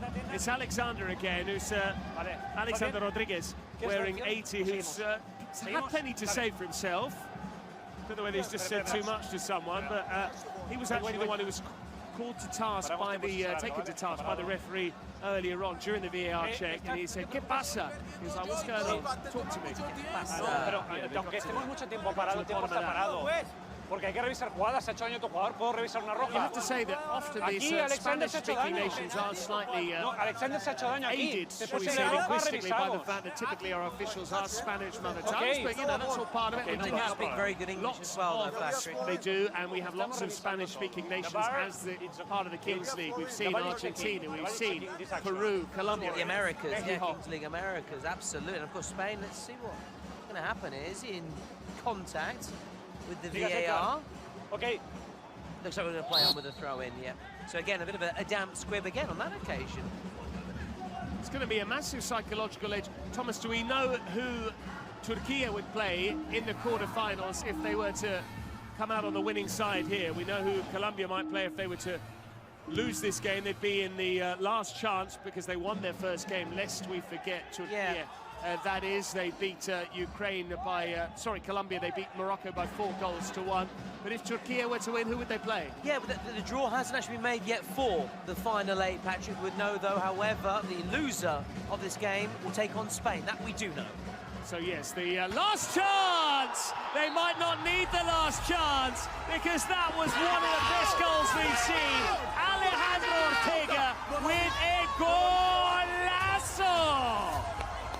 And Colombia won't be thinking about Spain right now. They'll be thinking about making it back-to-back wins and marching on straight on to the final 8, Patrick. Far from it. And for the first time in this competition, Turkey have conceded.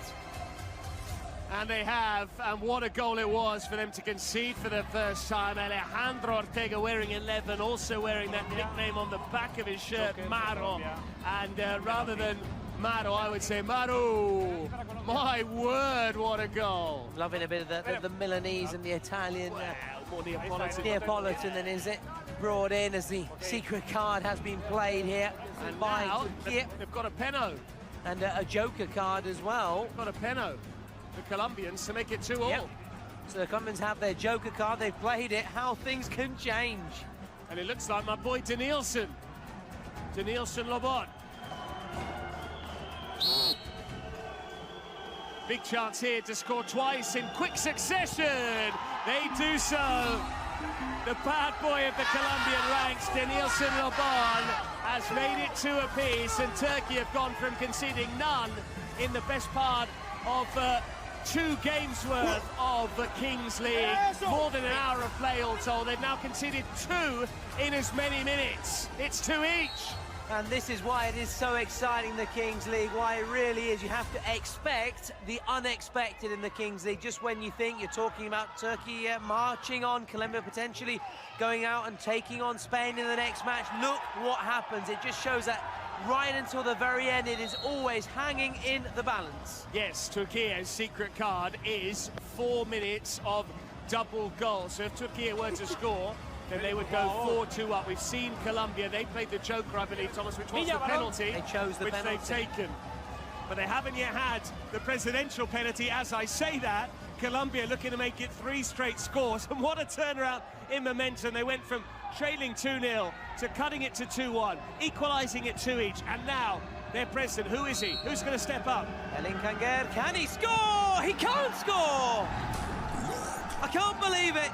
He can't believe it. We can't believe it. Speak for yourself. Oktay Kazan equal to the effort, and Turkey have stemmed the tide in the nick of time. Well, it just shows, just when we were thinking of now Colombia turning the game on its head, Turkey make the save, and it's 2-2. Now momentum with Turkey.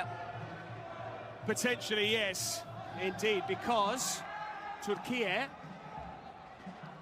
they haven't taken their presidential penalty yet, have they? They haven't taken a presidential penalty, but they had their shootout, of course. They did, yeah. Of course, yeah, with Sozer, Memos Sozer, that's right, absolutely. They had their shootout, so which is obviously different to a presidential penalty. They obviously deferred it to one of their players. Here he is on the ball, Memos Sozer, the scorer of that second goal. That had given Turkey a healthy lead, but now it's 2 each after Colombia made the most of things with Alejandro Ortega scoring the beauty, with Danielson Lobon scoring. This is to make it 3-2, and Ortega nearly had his second. That was a much easier finish than the one he pinged in from distance. Oh, this game really has burst into life, and the atmosphere is red hot here. It is electric inside the Vismara.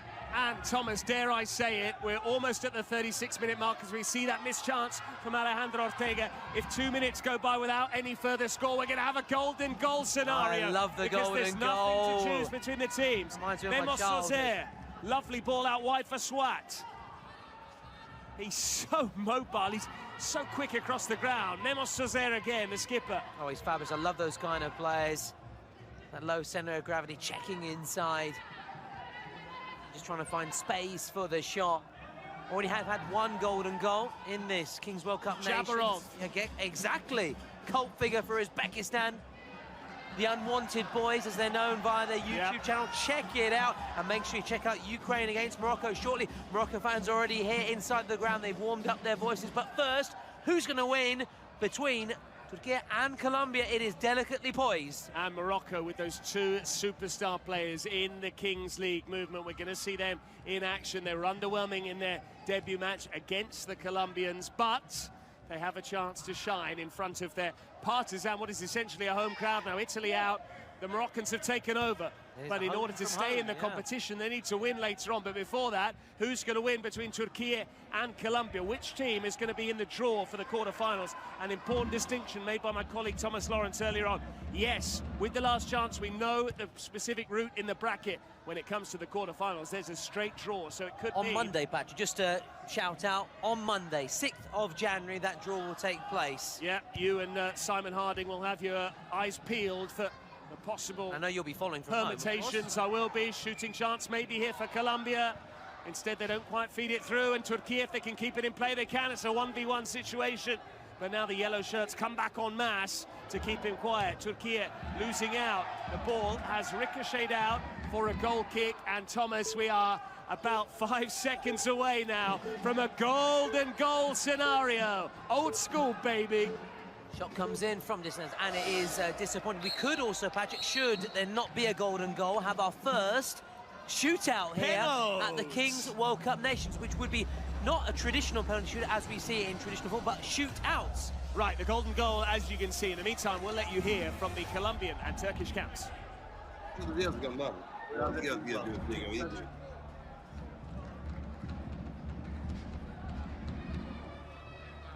¿Eso qué significa? Significa que el que meta gol gana. Y hoy le dije que en una final lo vamos a ganar ahora, no quiero a los chutados. Vamos a ir agresivos.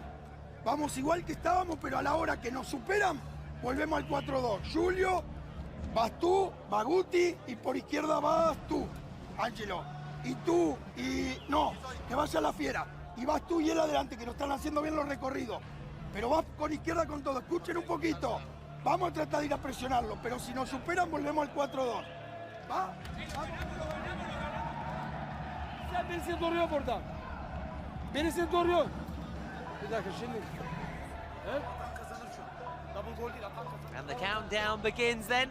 That's our cue to get talking again as well and get back on the mic. It is, Thomas, and personally, you know, I like to give you my own experience of Kings League. It's still very new to me, day 2 of casting here, and what a huge privilege it is to be here at Vismara in Milan for the Kings World Cup Nations, the inaugural edition. We are trailblazers in that respect, following on from the fine work done by Gerard Piqué and all of the casters all over the globe in recent years, last 2 years or so. Turkey trying to get first to the ball, and Colombia win the back heel, and they're in possession. But this is my first taste of golden goal. And it's immediately we get an insight into what the approach might be. Colombia win a corner. I was wondering, do the teams play it safe, as we often see in extra time in 11-a-side football? Okay, we'll back ourselves in penalties. No, Colombia think we want to put this game to bed. Maybe because they were staring defeat in the face. They were 2-0 down to Turkey. Can they score 3 without reply? They can indeed! And who it is, of course, Alejandro Ortega, the scorer of the first goal, which was a beauty. This was all about quick thinking, and it took just 30 seconds of the golden goal period for the Colombians to snatch victory. Smiles, laughter, hugs, even tears there from the Colombians. This has to be one of the greatest turnarounds we have ever seen in Kings League football, certainly in the Kings World Cup Nations. And going through with a golden goal, it just makes it all that much sweeter. It does. Golden goal can be very cruel if you're on the losing side, but there can be no better feeling in terms of how to win. It's emotional for the president. It's hugely emotional for the players. and there is the greatest feeling in the world is scoring a goal. This one has that little bit extra because it means that Colombia have won the game with that goal from Ortega. He scored the first, he got the third. In between, Danielson scored that penalty. A recap of how he did it, latching onto that corner, driving it in at the near post. It means Colombia have 2 wins from 2. They're through to the quarterfinals. They don't have to play again. Turkey will be through to the last chance section, and Thomas will recap the rest of the bracket. Absolutely. So, Turkey do have another opportunity. They'll be taking on Spain, but at the moment, the headlines, the limelight is all on Colombia and their keeper as well, Camilo, who takes the MVP prize, richly deserved. But it's at the other end where his teammates did the damage, and coming from behind to stun Turkey, who appeared to be well on the way to the win and making it back-to-back wins, joining the likes of Argentina and Brazil already in the final 8. Instead, it's going to be Colombia. And there, the Colombia streamers, the Colombia presence also joining in with the celebrations. The Cafeteros, pride, Colombian pride here. And the flag is out as well. A proud footballing nation. The South American side have swept aside Turkey, and they go on. They'll be in the draw for the quarterfinals. A reminder, the draw on Monday, the 6th of January. Will Turkey be involved? They have to get the better of Spain in that last chance match, which will be played next week.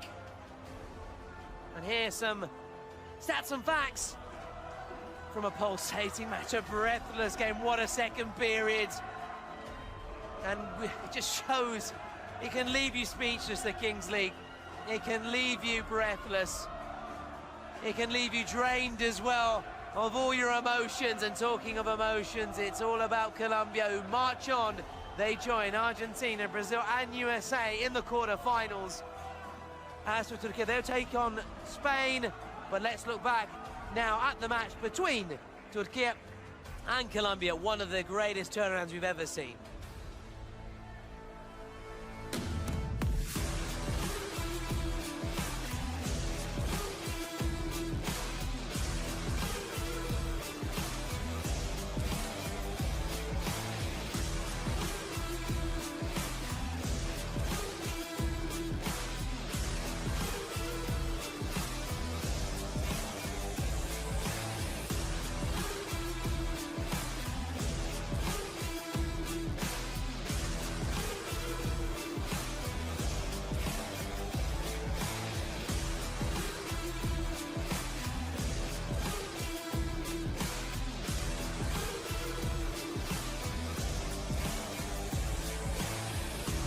Ukraine, still recovering from their last World Cup. The yellow in their flag represents wet fields. The blue, the sky. From the earth to the heavens.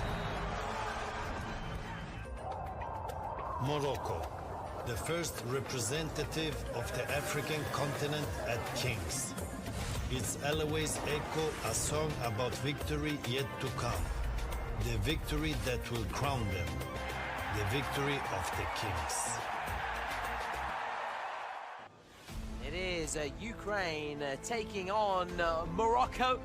This is win or bust for one of these sides. Lose and they go out of the competition. We go pitch side. There's a message here from the Ukraine Ми player. знаємо, наскільки нам сьогодні потрібна перемога не тільки на футбольному полі, а й поза ним. Давайте покажемо, наскільки Україна сильна і ніколи не здається. Зараз зі словами підтримки доєднається Андрій Миколайович Шевченко. Добрий день. Вітаю, хлопці, вас на Кінзлізі у Мілані. Це славне місто знає чимало великих перемог та камбеків. Ми, українці, вміємо боротися і об'єднуватись у дуже тяжкі та важливі моменти. Зробіть так, щоб ви показали сьогодні нашу незламність, нашу силу і волю до перемоги. Все тільки починається. Вийдіть з поля сьогодні віддавши все сили, і перемога обов'язково буде за вами. Слава Україні! What a player he was, Andriy Shevchenko, formerly of Milan, cheering on the Ukrainian side here. And now it's time for the Moroccan message. نكونوا دقيقة 1 سنة 40 مع كونسنتراسيون. دابا نشوفوا واحد فيديو موتيفاسيونال دو السيليكسيون ديالنا. وديروا في بالكم راه المغاربة كاملين معكم من الصحراء الى البوغاز، ورحنا كنبغيوكم وديما مغرب. كنتمنى لكم التوفيق ان شاء الله، يكون الرباح، حنا معكم والله يسهل اموركم. وحنا ثايقين فيكم، بون شانس الماتش الجاي ان شاء الله. الله يسر، نتفرجوا فيكم اخويا ونشجعوا. اخويا بون كوراج للماتش الجاي، معودين خير ان شاء الله في الماتش اللي داز، مازال كل شيء بين يديكم ان شاء الله، تربحوا التكاليف على الدور اللي جاي ان شاء الله. تحيه لكم وبون كوراج للدراري، تبارك الله عليكم، حنا راه معكم بالقلب ان شاء الله. خويا الرباح كونتر اوكرانيا، وحنا خويا ديما معكم، الله غادي نجيبوا الكاس باش ما بغا. السلام عليكم الدراري، انا معكم ان شاء الله. دوزو ماتش ربحونا ان شاء الله. الماتش الثاني ان شاء الله راه يكون خير، حنا تايقين فيكم. موتشا سويرتي، سلم لي على الدراري بزاف، الله يسهل الامور. And just a reminder there of what a international side this is for the Moroccans. We heard their bon courage, which is French. We had mucha suerte as well. And there are some Spanish-born players in the Moroccan ranks. We're ready for the national anthems here ahead of our fourth and final match on day 4. Ukraine, Morocco.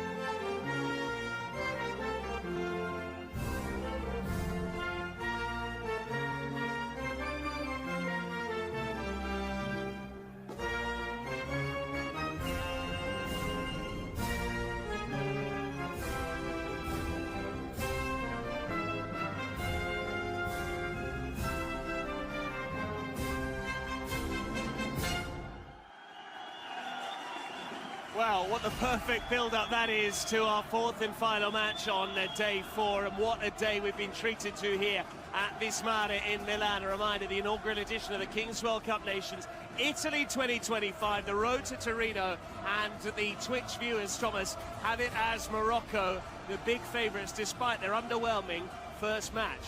Yeah, and I can't blame them. You look at the talent they have, the likes of Nadir and Fouad, plus the supporters as well.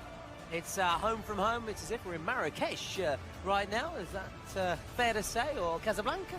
Why not? Why not? Absolutely. Why not? And so, via Twitch, people think and are confident Morocco will win, but the secret cards could have a big impact as we see the draw of the Spotify secret cards. Ukraine to your left, Morocco to your right. We saw in the previous match the impact they can have as Colombia came from behind to stun Turkey. Let's see whether maybe Ukraine can stun Morocco and cause an upset, because if they don't win, they're going home. The Ukraine side, then, there is one name that stands up above the rest. Yevhen Konoplyanka wearing 10, a former Europa League winner, lest we forget, a survivor of 2 European Championships as well, 2012 and 2016. They'll look to him wearing the armband, but as you said, Morocco, Thomas, with 2 superstars of their own. Yeah, who play in the Kings League in Spain. They actually have Spanish nationality, dual nationality, but they've chosen to represent Morocco. And they could well face Spain at some stage in the competition. That would be some match indeed. As the countdown begins, that is our cue to keep on talking, and make sure we pass on the emotions of this match to you as the ball is ready to drop there in our cage, branded by McDonald's, as we get close to tea time and dinner time. Why not? And the lights are about to begin. They are indeed. We are just moments away from game 4 on day 4 at Vismara. It is go, go, go time here in the final match between Ukraine and Morocco, two teams that were beaten in their opener. Now that's a foul, Thomas. What does that mean? Well, foul inside the first minute. Well, I think in this occasion they thought it was going to be a foul, but in reality, I think there was just actually an infringement in that initial one. So possession starting with Morocco, who've got their star man, Nadir, here against Ukraine's star man, Konoplyanka. Yeah, lovely duel this. Nadir wearing 3, Konoplyanka.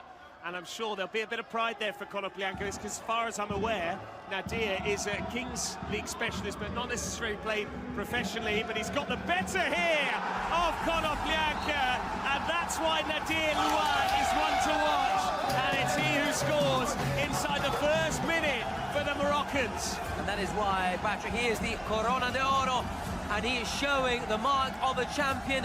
A real underwhelming performance by his incredibly high standards in the first game when they were beaten by Colombia. But he's looking to hit back. There may be a few question marks, though. There are no question marks. The goal stands. The goal does indeed stand. He was worried there, Nadir. He's telling his teammate to get on the pitch because the minutes elapsed. Konoplyanka forced wide by Nadir, showing that he's equally adept both defensively and the other way. We just saw his finish. Is the Ukrainian goalkeeper, meantime. And it's a deafening wall of noise for the Ukrainians. Nadir, if he can get to the loose ball first, he would have had an empty net, but Konoplyanka showed his reading of the game to snuff out any danger. Yeah, fortunately for Ukraine, he was there just to pick up the pieces, tidy up the pieces. Now the keeper can come out. We've gone beyond that first minute, trying to create the overlap here. Indeed, goalkeeper is Denis Boyko. Boyko tries his luck. It was very close to going in. And in the end, Marouane Nظire is relieved to see the ball go just wide of the post as our third outfield player prepares to enter the fray.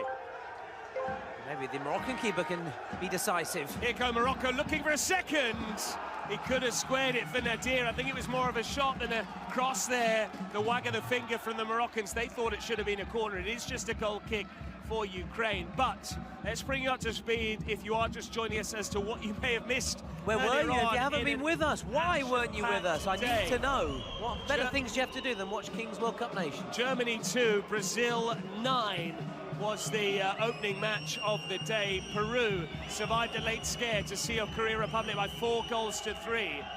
And a little earlier on, Turkey led 2-0 against Colombia, but eventually lost 3-2, a golden goal. Here go Ukraine, they need to get a shot away, they're running out of time. But Konoplyanka is denied. Still got it though, still got it. Lovely skills.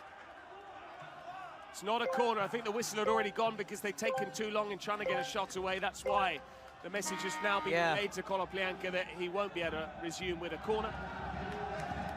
It's a shame though, it was a lovely bit of footwork from Konoplyanka. Had a golden opportunity in their first game against Turkey. Actually hit the post, and who knows, had that gone in. We spoke about, you spoke in particular, Patrick, the fine margins at all levels of football, in particular even the Kings League. Had it gone in, who knows, momentum, a confidence game and all that.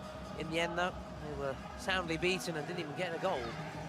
Nicely done by Fouad. He wanted to collect the return, they nearly did. He almost got it sliding in. It goes behind. It was a fair challenge. I don't know why Denis Boyko's not accepting the apology there. It was an honest 50-50 between the pair. The Ukrainian goalkeeper really shouldn't moan too much about that. The ball was there to be won, and he nearly did win it. We saw there Nadir wearing 3, linking up with Fouad wearing 80. They are the 2 stars in the Moroccan side. We've already seen Nadir get on the score sheet. Yeah, what a brilliant start for Morocco, giving their supporters plenty to cheer about. Now, Simon, in our last game with Morocco, mentioned how the Moroccan supporters are so passionate, and the Moroccan people in general. Have you ever worked with Moroccan colleagues or in Moroccan football, any chance, Patrick? Not come across too many, I have to say, unfortunately, but yeah. I know big Moroccan populations all over continental Europe. They won the ball high up the pitch here. Nadir waits on the edge of the box, but in front of him came his teammate, and he was knocked off his stride. It was a fair challenge, just about coming in on Issam Erraki. Maybe should have left it for Nadir, who was ready to pull the trigger. Ready to fire in. Just from the edge of the box. Get the shot in from the edge of the box.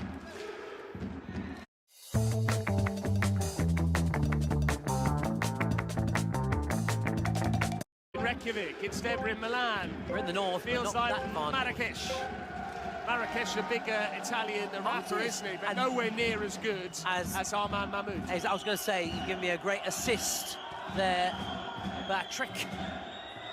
In terms of Italian artist Mahmoud, who will be performing ahead of the final on the 12th of January in Turin. Tickets still available. What else we got in store at on the 12th of January? Also a Legends game as well, Patrick, which will feature the likes of Iker Casillas, Buffon, Agüero, Andrea Pirlo. I love Andrea Pirlo, massive, one of my favourite players growing up. Ex-Inter, Regina as well, people forget, Brescia, Milan, Juventus as well. Kingsleague.pro is where you need to go to get your tickets.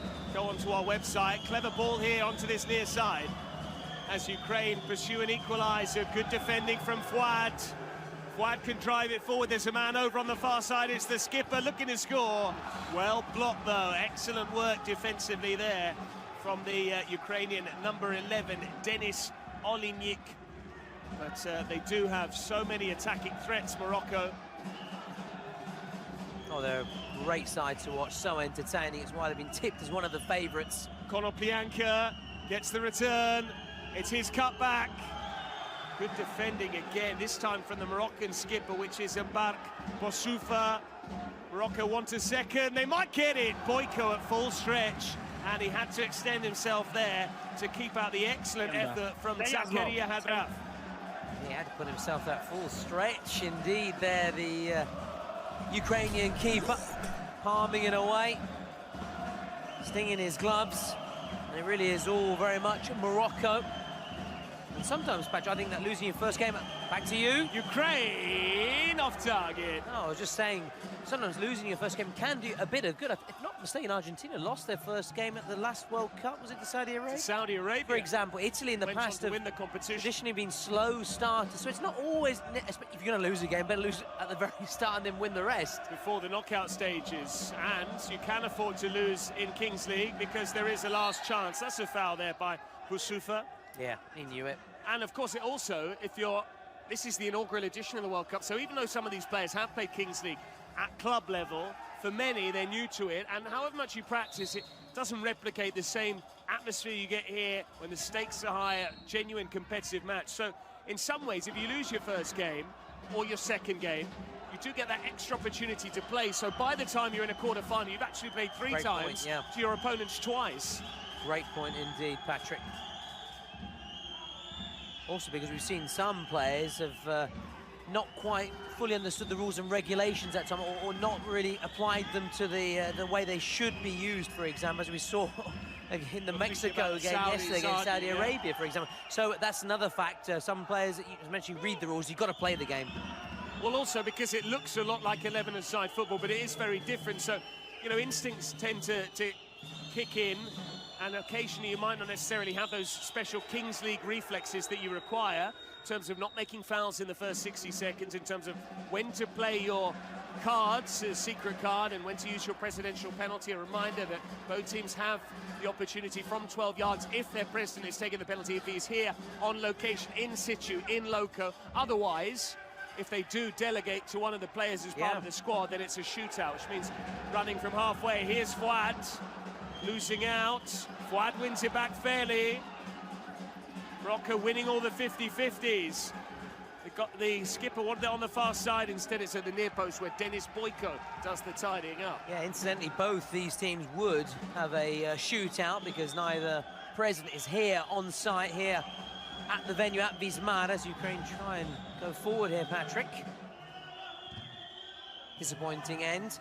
And on the subject of shootouts, it was actually Fuad for Morocco actually missed his shootout in the last game. That disappointing, underwhelming debut, disappointing debut. There's the headline for Morocco.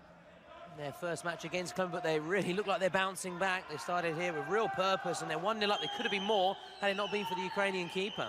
Yeah, and we saw Nadir score that opening goal, who is the reigning Corona d'Oro, the Golden Crown, which is awarded to the best player in the Kings League movement. It's the Kings League equivalent of the Ballon d'Or, the Golden Ball, quite literally. This is the Corona d'Oro. Of course, a king needs a crown, as all monarchs should. But we're going to see who's going to be crowned the champions of the inaugural Kings World Cup nations, as Ukraine try and get on the board here. They can't, though. Moroccan defence doing a pretty sturdy job, and the crowd behind them also geeing them up as well. And they are cheering every single passage of play. That's a lovely ball. And it needed the save from the keeper. It did. It was almost Zakaria Hadraf. 1v1. They'll keep up the pressure here, Morocco. Want to get that second goal. Just make it even harder for Ukraine, still seeking, Patrick, their first goal in this tournament.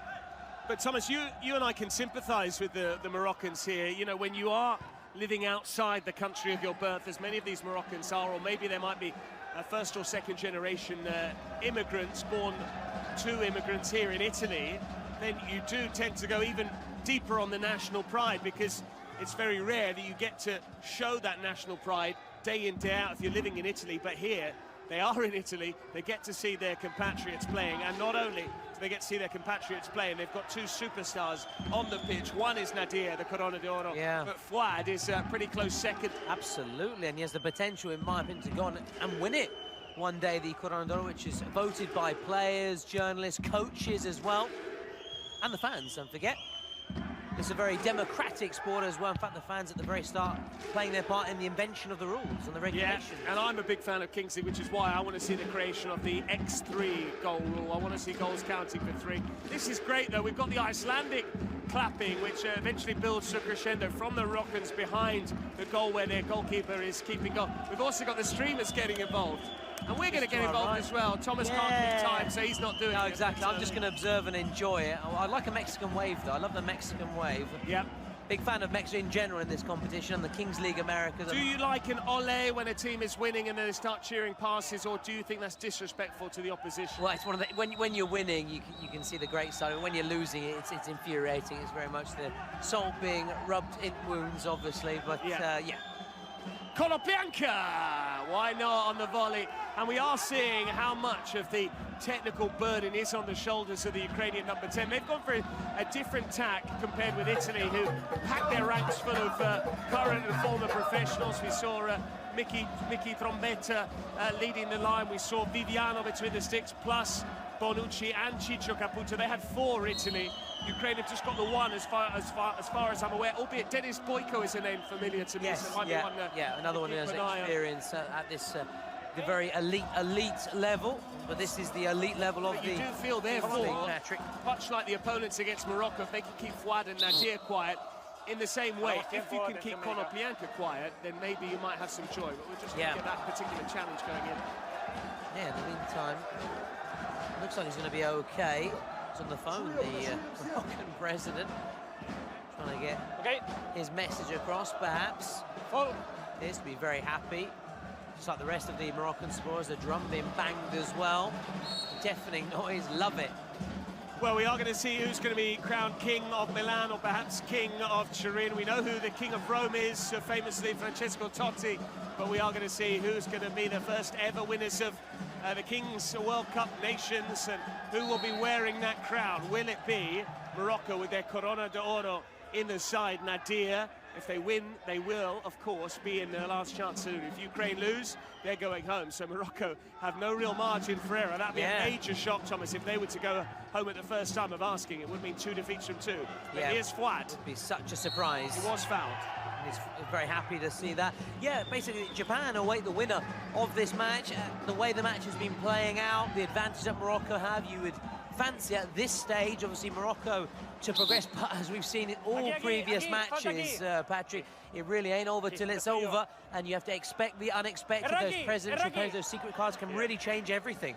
They can, and Ukraine needs something to change at the moment, because it's been 13 minutes of pretty controlled football from the Moroccans. The side in red haven't required a great deal of work from their goalkeeper, Marouane Nظire, and indeed they scored very early on, lest we forget Nadia, I think making the most of it was the 1v1 situation, plus goalkeepers, wasn't it, right at the start, got away from Konoplyanka and finished, underlining his credentials as the reigning Corona d'Oro, and we already know the nature of almost all of our teams in the last chance saloon. This is the final match to be determined, isn't it, Thomas? We can pull up the graphic and give you exactly what it would mean for whoever is to win this game. A reminder, the winner here then goes into the last chance round, having lost their first game. Who would Morocco play if they were? Yeah, they'll be taking on Japan. We know that Turkey will be taking on Spain, Germany against Mexico, and Uzbekistan taking on Peru. So that's the Germany, Mexico. That is going to be absolutely delicious. It's going to be fabulous stuff. Some two excellent Kings League nations there. Oben Martinez, my main man. Yo quiero Martinez Señor. I don't know if that's correct. I apologise. Marcar, I think is. Marcar. At least I can speak English. Well. Question marks over that as well. Yeah, there's lots of Italian chants, isn't it? Siamo venuti fin qua per vedere segnare Thuram. It doesn't really rhyme, doesn't really scan. It's another one about Franco Baresi, but we won't go into that. Nicely done on this near side. Nadia. Nicely done indeed. He may have hurt himself in the process, but he's going to be okay to continue. Take more than that to keep him out of action. Change in the run forward here, shooting opportunity, he has to square that. That is the wrong decision there from Issam Iraqi. Had he been a little more composed, he would have rolled it square. His teammate would have had arguably a tap in to make it 2-0 to the Moroccans. Instead, he went for goal himself and sliced it as he was off balance there with his left foot. Thomas, we are just under 3 minutes away, believe it or not, from the last 2 minutes. I can't believe it. I can't believe it because it's flown by once again as we go towards that 18-minute mark. The roll of the dice as the shot might come in here. Konoplyanka going the wide route. There's the shooting option. They'll try again here. It just won't go in. It is a corner, but Morocco having to do some heroic defending just to keep out several consecutive shots. And it ain't over. They're still on the back foot here. It ain't over till Mahmoud wraps.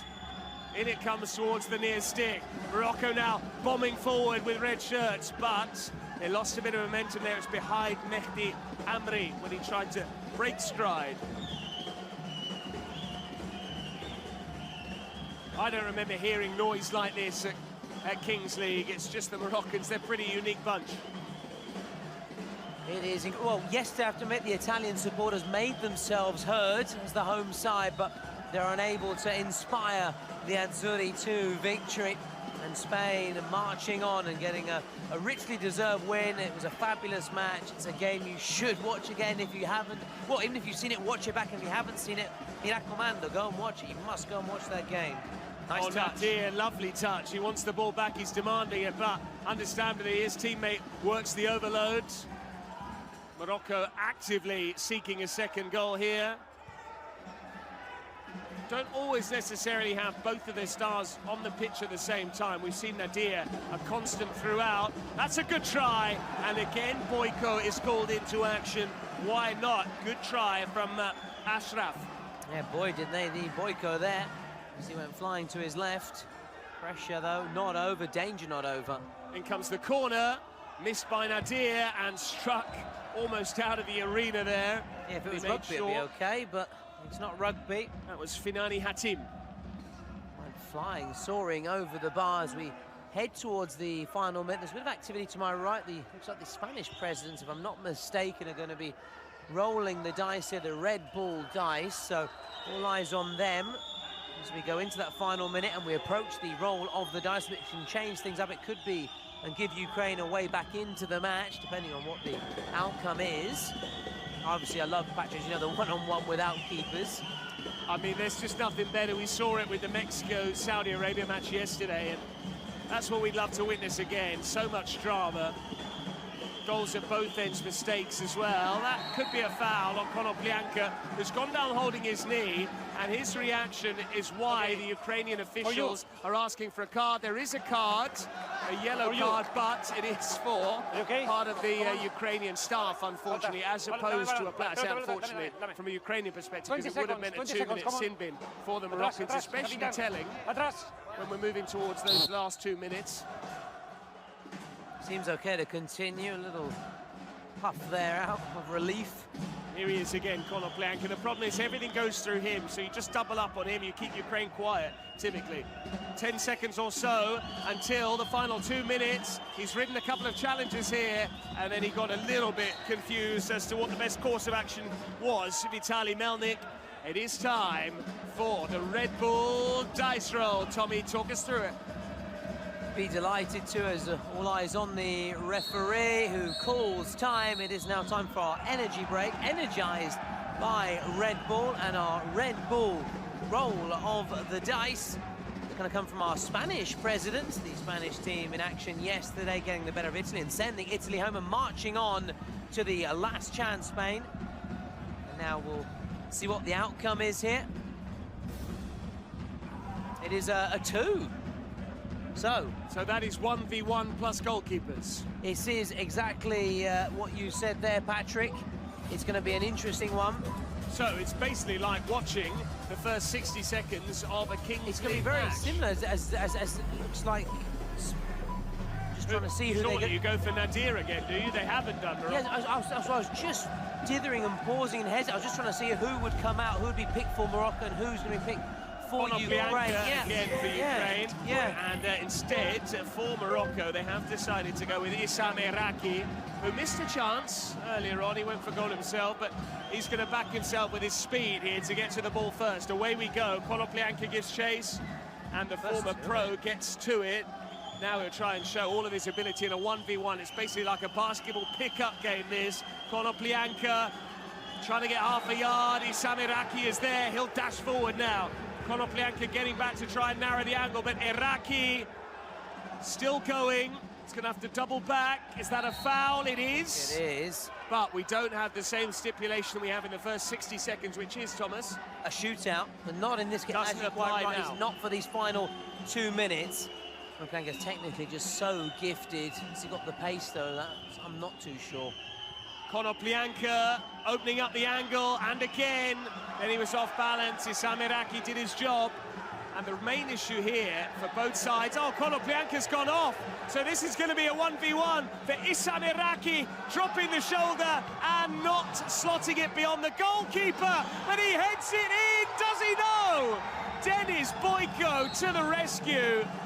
Well, what a wonderful set of circumstances there.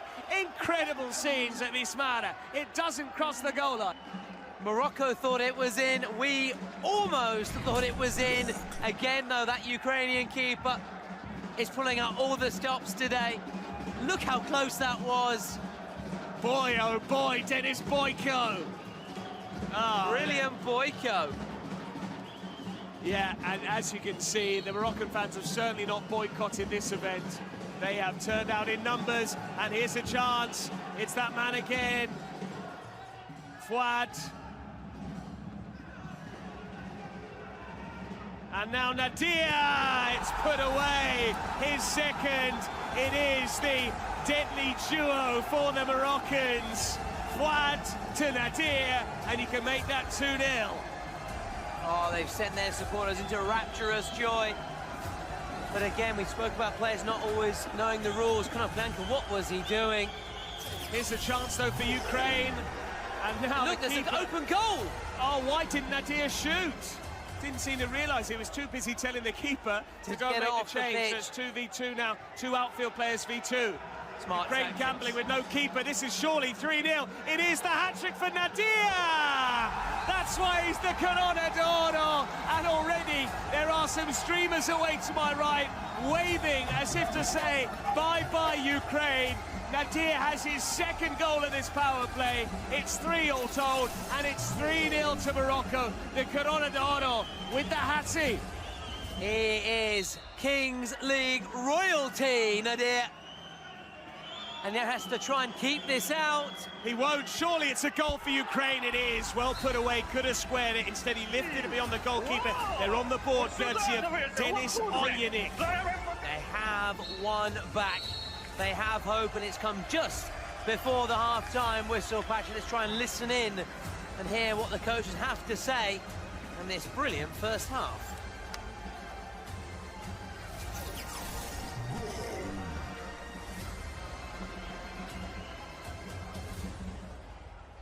Сейчас выходим, рандомная расташевка.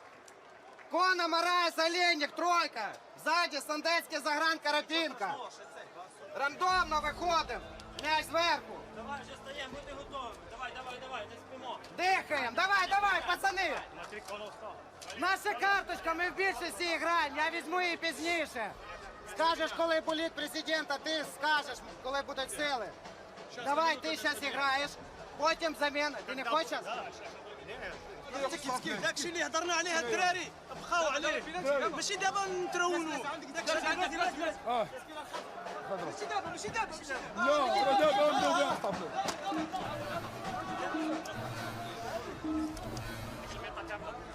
دراري تكونسونطراو مع الماتش باقي الربح 3 روعه حنا عندنا فوطاج الدراري حنا فوطاج يلا الاولاد يلا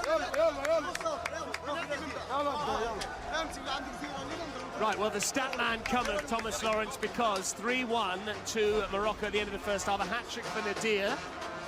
Where does he stand in the stakes? So, there we'll see. They're immediately playing the star player. So this is a great card, Patrick. You basically pick a player who's given a green armband. Is it Fouad? I think I heard the official say Fouad there. Okay, well, that's an interesting... If the next goal he scores, should he score, it would be worth... It is the number 80 wearing the green armband. Yeah. So I do wonder whether there's obviously, a little bit of... There is, of course, a Patrick, only that counts only for him. He is the star player. It's not the whole team. He is the one. If his goal goes in, it's worth double. And interesting, I wonder whether there's an internal power dynamic there where Nadir has grabbed the headline, scoring 3 goals, and Fouad saying, hey, listen, I want to play my part as well. He wants to score some goals. So if Fouad were to score, then his goal would be worth 2. Anyone else, it wouldn't be the case. And how long is that valid for? 4 minutes, Thomas, or the entirety of the second half? Basically, until he scores, basically, Patrick. So oh, he's only allowed to score once. Exactly, Patrick. So he has that opportunity, he has the time on, he has time on his side. But what I was hoping to get from you is, we know that Obed Martinez, 1 goal in his first game, 4 in his second. He's got 5 all told. He was the leading goal scorer in this competition. Where does Nadir now stand in the ranks? A hat-trick today. How many did he get in the first game? Yeah, he was disappointing, was unable to leave his mark in that first game, so he's still training, but he's laying down the gauntlet, very much like Kelvin Oliveira. And talking about laying down the gauntlet, looks like he scored a hattie earlier on for Brazil. What a man. A secret card, if I'm not mistaken, on that far side. And Kelvin indeed scoring in every single Kings League match he's been a part of. Here go Ukraine. That's a foul. So the secret card has now been played by the Ukrainians, presumably, because we've already seen Morocco play theirs. We're about to find out the nature of this secret card. What's it going to be? We'll see. Is it a goal worth doubles? For Ukraine. We'll see. Or what is it? Suspension? Oh, suspension. Now, can you take off Fouad, Thomas? Is that valid? And this is what the Ukrainian players are going to try and hope. Just trying to listen to who they've opted. I think I heard him say Fouad again, the official. Well, that's brilliant. That is so clever. The green card, don't you? Yeah, that's the green armband. Patrick, you know, you were spotting, thinking who would be the best player. It's obviously that he's the man you want to take off for many reasons. Because obviously his goal would have been worth double. He's one of the star players anyway. So they've got him off now for 4 minutes, and they have a numerical advantage. They do, and interestingly, it's Nadir, scorer of a first-half hat-trick, who's been given a breather at the start of this second half. Maybe because they've got a 3-1 lead, Morocco. Maybe because he's not capable of playing the full 40 minutes, understandably, because he was the player they went to for the 1v1 right at the start of the game. He was the player they went to when we had a similar situation in the final 2 minutes. Good try there, just off target, worth a go from the Ukrainians. It was Junior Moraes, who sounds Brazilian, but he represents Ukraine. Listen, I think what the Ukrainian coach and the president wants right now is Ukraine to capitalise on their numerical advantage, get a goal back, and then immediately go for a presidential pen. I think that's their strategy, but can they carry it out? Junior Moraes, they're trying to cushion the ball down with his shoulder, got a bit too much purchase on it. And a reminder, if Morocco go through, they book a place in the last chance round, which is where teams that win one and lose one in the first 2 rounds reside. They then have that last chance to book their place in the next round of the competition, the quarter-finals. And we're going to have a draw for the quarter-finals. Yep. And that is presumably, Thomas, the 4 teams in the quarter-finals play 4 winners from the last chance. Exactly. So that could be Japan or one of these sides, Ukraine or Morocco. That's a clever long throw. Spain, Germany, Mexico, Uzbekistan versus Peru.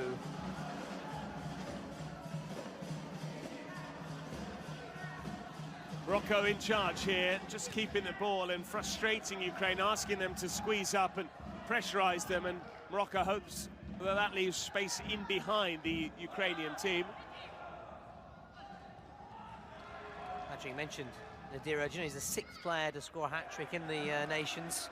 Joins Guti against Italy. Kelvin. Yep, good man. Domenico Rossi, your favourite. My main man, Obed Martinez, and Swad Ak. My question is, Thomas, does a hat-trick count as a hat-trick if they score 2 with 1 goal being worth a second one, or do there have to be 3 separate goals? I think it's the latter. It is, Patrick, I can confirm. That's a good try, unlucky, really good hit. Worth the go there from Andriy Zagreninci. Obviously, it has big bearing impact on the final score, naturally, but not in terms of their actual number of goals. That would be, I think, a bit harsh as well. It wouldn't really be fair, would it? It wouldn't, but how soon before they get to have Fouad back? A minute. And when he comes back on, he's lost 4 minutes in which to try and get that goal that would be worth double. And of course, when he scores, that power is vanished, evaporates. Indeed, and he's waiting by the sidelines for that sin bin, not inflicted by himself, to come to an end. It's a hopeful cross from the Moroccans. They're trying to get to the loose ball first. They do manage it. Kept in play by Junior Moraes, and here come Ukraine. Can he find a teammate? Still Junior Moraes. They've just got so much energy, Morocco. What I've noticed so is intense, they aren't they? tend to rotate more than some of the other teams that they've used in their full squad. It hasn't always been the case elsewhere. Such intensity, closing down the space so well. Good try there, the goalkeeper hangs on though, was well. Straight at him, had a good long look at it. Denis Olinyk, incidentally, was the scorer of the only Ukrainian goal thus far, as Morocco look for a 4th of the 9. They can't get it. But here go Ukraine, bit of space. Konoplyanka not currently on the pitch. Maybe he's still feeling a little bit fatigued. 3-on-1 here for Morocco. They've got to make the most of it. They surely will, and they do. Slot it home, and that's a big lead now afforded to them by Zakaria Hadrath. He couldn't really miss. Yeah, just when we're talking about Ukraine doing their very best to just try and get a goal back. It's Morocco that get the goal. They're 4th, and now, guess what, Patrick? They've got Fouad back on the pitch. You really fancy them to maybe get another and make it 6, because the goal would be worth double. It would if it was scored by Fouad.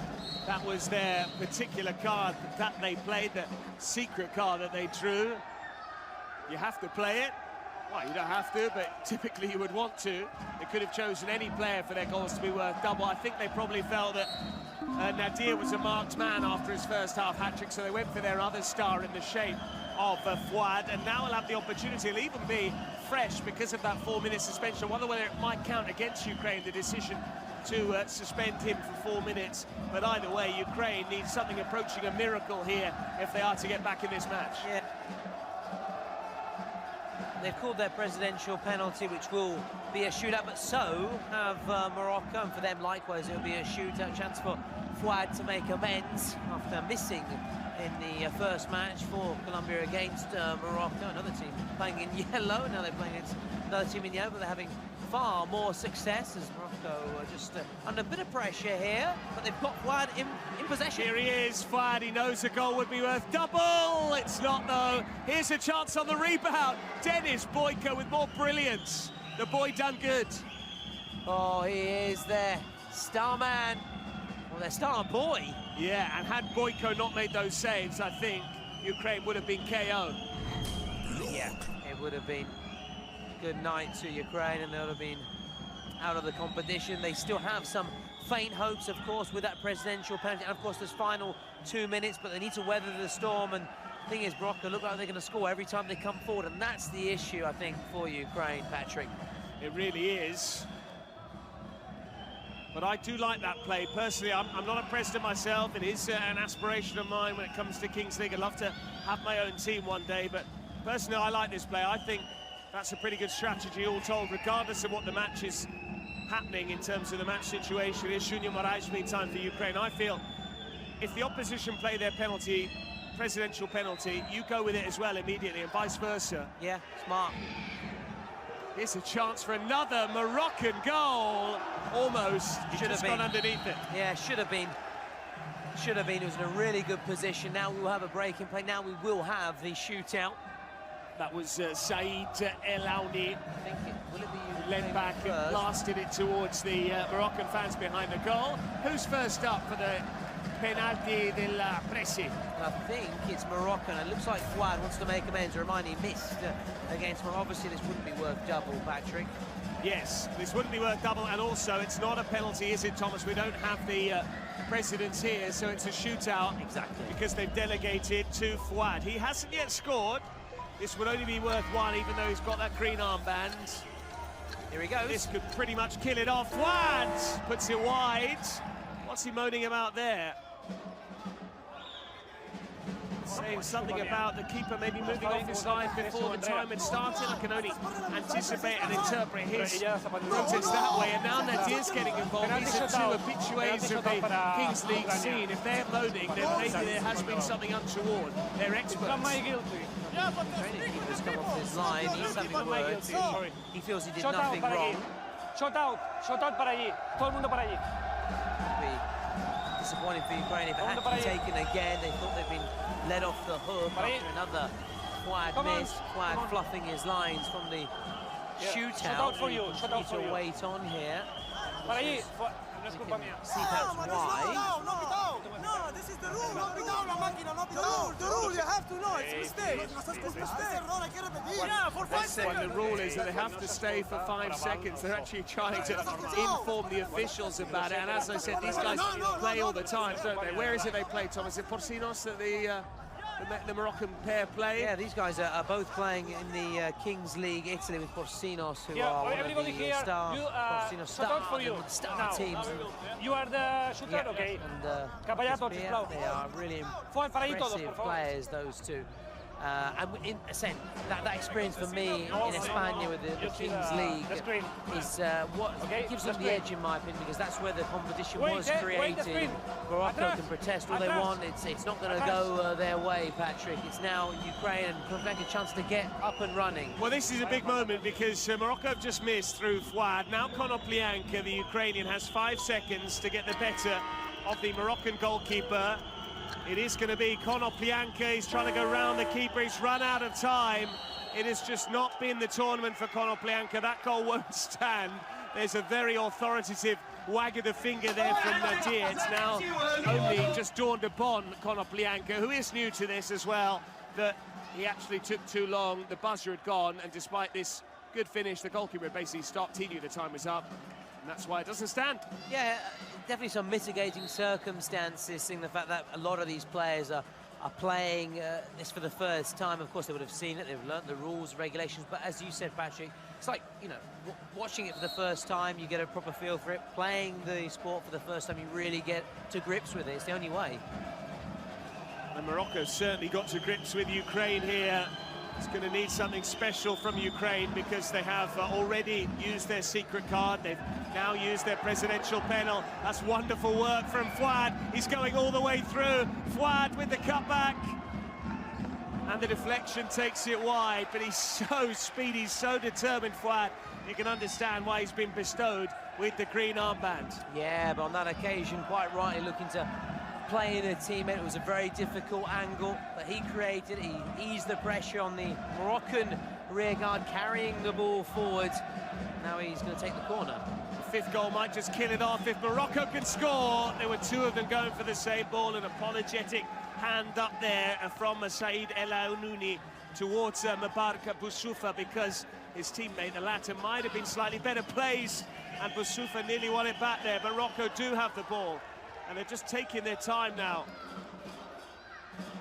Nadir wanted it on the far side, he didn't get it. You can't miss him, he's wearing the strapping round his left wrist, reminiscent of Napoli defender Alessandro Bongiorno. Absolutely, that's very reminiscent. Here he is though, the big man. Nadir. Saud. Is he still injured, by the way, Bongiorno? Is he still injured, Bongiorno? He is. Oh, yeah. Oh, here's Nadir. That would have been his fourth had he got his toe to the ball, not quite. And Ukraine really struggling now. They trail by 4 goals to 1. They need to really score, ideally, once more before the 38-minute mark to get within 2, and then suddenly, if they could then score, it makes it 4-4, and we could be heading for penalties. We haven't seen penalties today. What we did have, though, was a golden goal, and what a golden goal it was from Alejandro Ortega. What a comeback it was. Colombia trailed by 2 goals to 0 against Turkey. They eventually won 3-2 AET with the golden goal. Here's a chance for 5-1. Denis Boyko with the save. The ball doesn't quite ricochet into our commentary position, but Boyko, for me, has produced the goalkeeping display on the day, if not the tournament. Yep. Simple as, yeah, nothing really to add. Can't argue with that, Patrick. We're trying to add something, Thomas. I know, again, one of my former bosses. One of your mentors. Yeah, one of my mentors. The mentor. The mother of all mentors. Pay tribute to, obviously, for giving him a big break. But it's hard to contradict you, Patrick, there, because I agree 100%. We've seen some great goalkeeping performances. This is going to be fun. Could be called into action now. This is going to be fun because we've got one of the star players, Fuad. He's wearing the green armband. Any goal he scores would be worth double. Only once that applies. Yep. But he has a free kick opportunity here. For him to get the better of Boyko, who's basically touching the crossbar from a standing position. And it is going to be that man. Fuad goes for goal, it strikes the wall. Boyko comes through the crowd and punches it straight to a Moroccan player. He not only grasped it and caught it, but opted for the punch.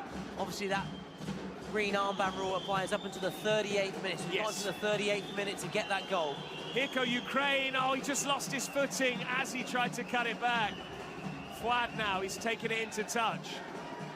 Morocco want the ball, Ukraine get the decision.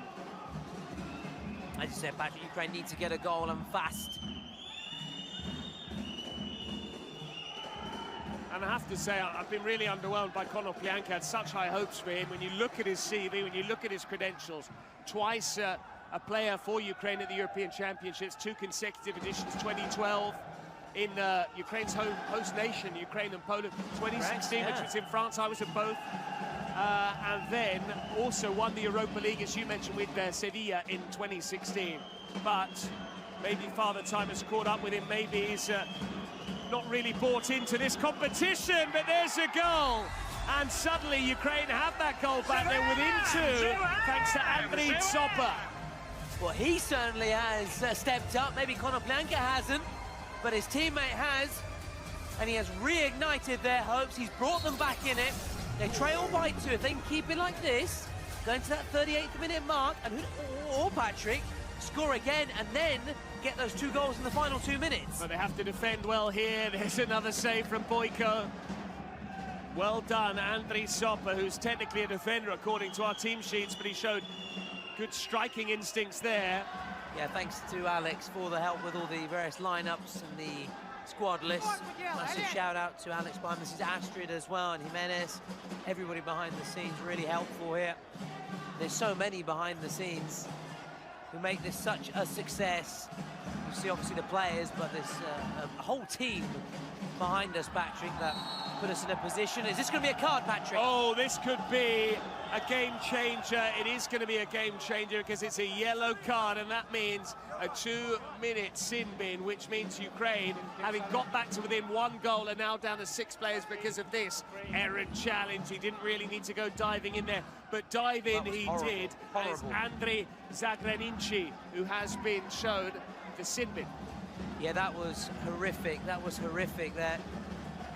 And so just when you thought Ukraine were clawing their way back into the match, they now find themselves with 6 players, obviously including the keeper. They're a man down, a man short, a man light. They're not in 6, they're with 6 players now. I thought you were about to quote The Godfather Part 3 then.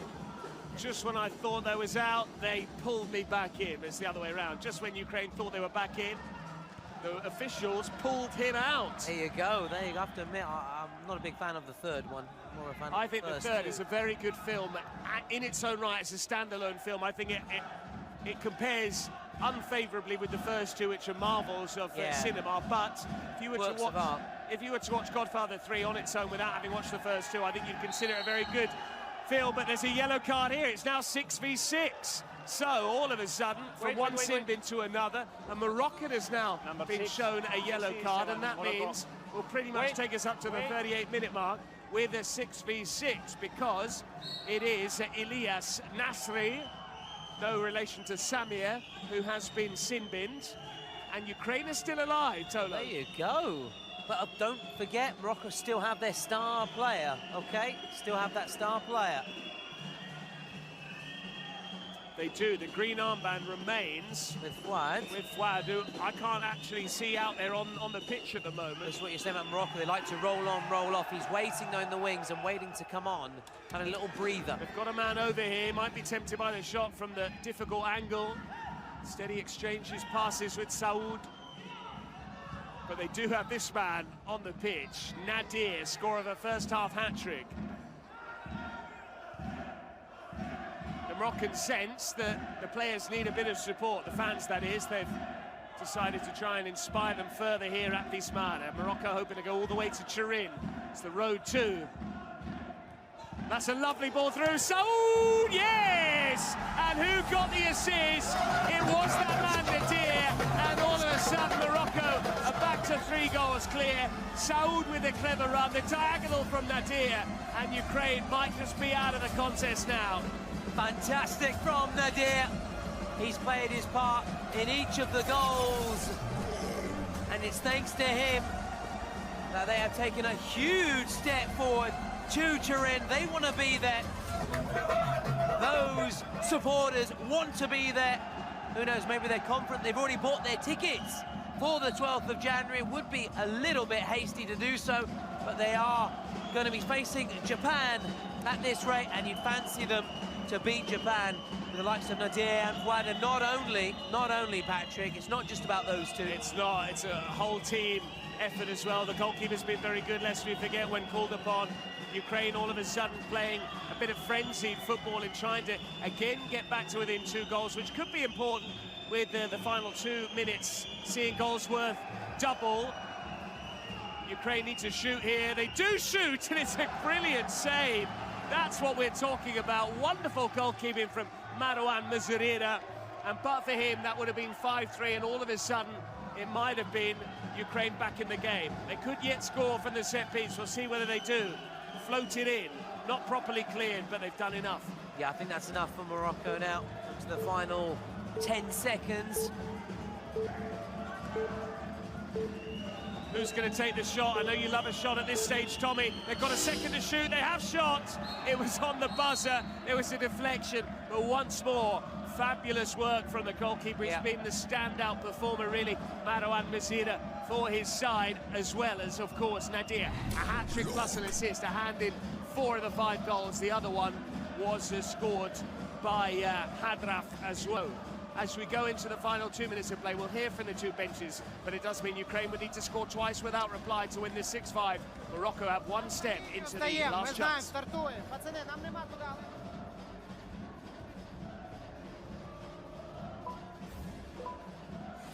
And the countdown begins, which is our cue also to get back on the mic here with that goal.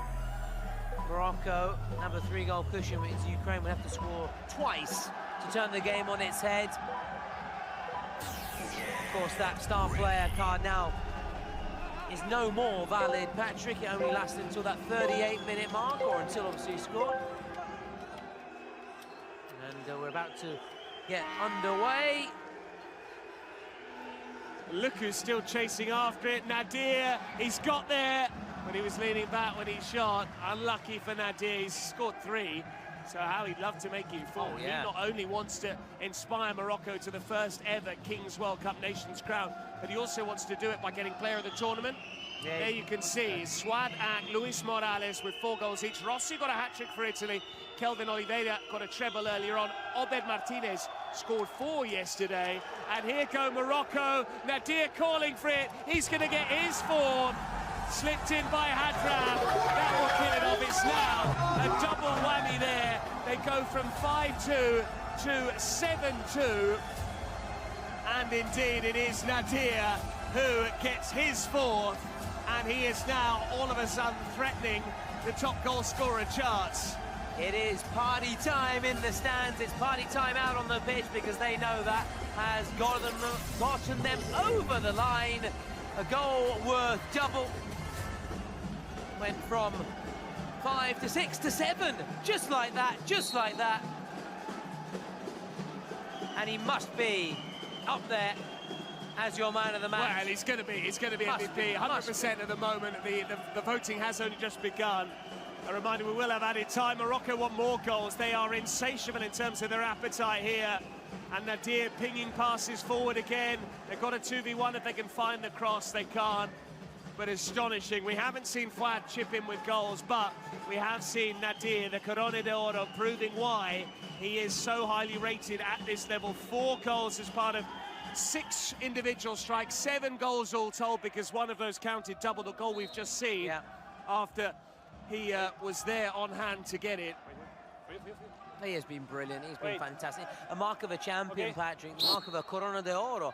Coming back, bouncing back from such a disappointing first match. And I do wonder, Thomas, whether Nadir in particular was very happy to play an extra match. They might score again here, they do! That is one of the best goals we've seen, because it is just majestic technique. He rolled his studs across the ball, he went round the keeper. Mehdi Amri with a beauty. It's another double whammy, and we go from 7-2 to 9-2. This is a goal you'll want to see again and again and again. And it just keeps on getting better and better for Morocco. What have we just witnessed? All aboard the showboat, round the keeper and into an empty net. Unbridled joy, fist-pumping celebrations, boom, boom, bang. Bish, bosh, bash. That's what it's all about for Morocco. Yes, they might have been disappointing in their first match on day 2 when they lost 4-1 to Colombia. Yes, we expected more, but they have more than lived up to the expectations. They've given a treat to their fans, and they had a 3v1 there. Had the pass come through, it didn't, from Mehdi Amri, who's just scored that goal, and now his captain is moaning at him for not playing the ball through. They wanted double figures, and believe it or not, we haven't yet seen double figures so far in this competition. We went close earlier on when Brazil beat Germany by 9 goals to 2. Incidentally, the same scoreline we have here. And there is still time, Patrick, although they have to just soak up this pressure here on the Ukraine, corner. look at the score, it's headed over, should really have hit the target. Had he done so, would have been in there from Ivan Karapinka. But that sums up Ukraine's day, it sums up their tournament. They're heading home, and Morocco still want 1 more goal to get double figures. They would go on to 11 were they to score here.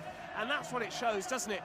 It can be quite merciless, this game, because Ukraine already felt they're out of the game. Morocco thought, okay, we'll twist the knife. If we score in the last few minutes, and score they have done twice, then our goals are worth double. They've added 4 in double quick time, and they want another one here if they can get the ball under control. They can't, but added time, still a minute to go. If you're the Ukrainian players, you just want to hear the final whistle.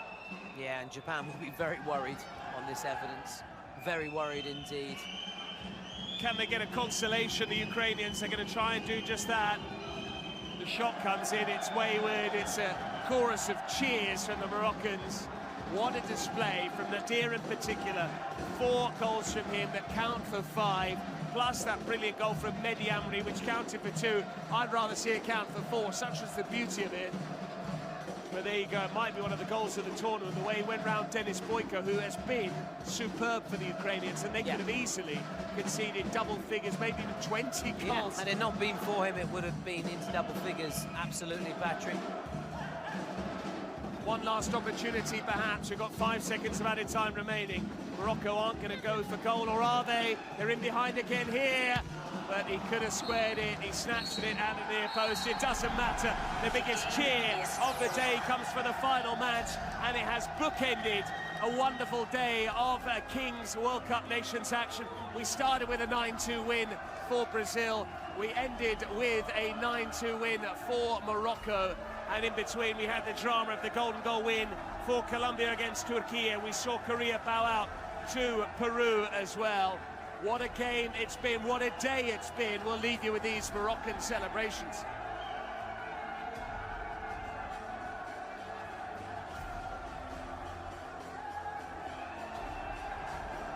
Patrick, as you said, Nadir, what a performance from him. He obviously, unsurprisingly, takes home the MVP prize, laps up the plaudits in front of his supporters.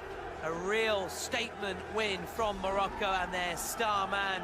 Japan will be very worried on this evidence. Morocco going through to the last chance. They lost their first game. It was underwhelming from the entire Morocco side, but they have hit back. They have shown the mark of potential champions, in my opinion, today. They have indeed, and when you've got a player like Nadir scoring so many goals, and there he's greeting some loved ones, that's terrific to see. They've got him, they've got Fuad, and you can see now why the Spanish are so bitter about losing what they thought were 2 potential players for them. Both players with dual nationality came through the Spanish system, have decided to represent Morocco, and as we saw there from the T-shirt that Nadir showed, it's not just Morocco, they feel they're representing the whole of the Maghreb, the northern African Arab states there, Morocco, Tunisia and Algeria. We heard from Zlatan as well, the first African nation to take part in the Kings World Cup Nations.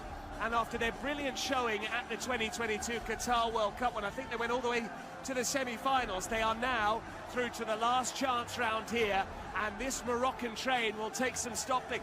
Yeah, that's right, with the likes of Hakimi, if I'm not mistaken, really inspiring them, but it's Nadir, Fuad and company inspiring this Morocco in the Kings League, in the Kings World Cup Nation. Check out that rip body, that puts me to absolute shame. I know you've got a similar physique, Patrick, with your tartaruga, with your six-pack, but that takes some beating, I must admit.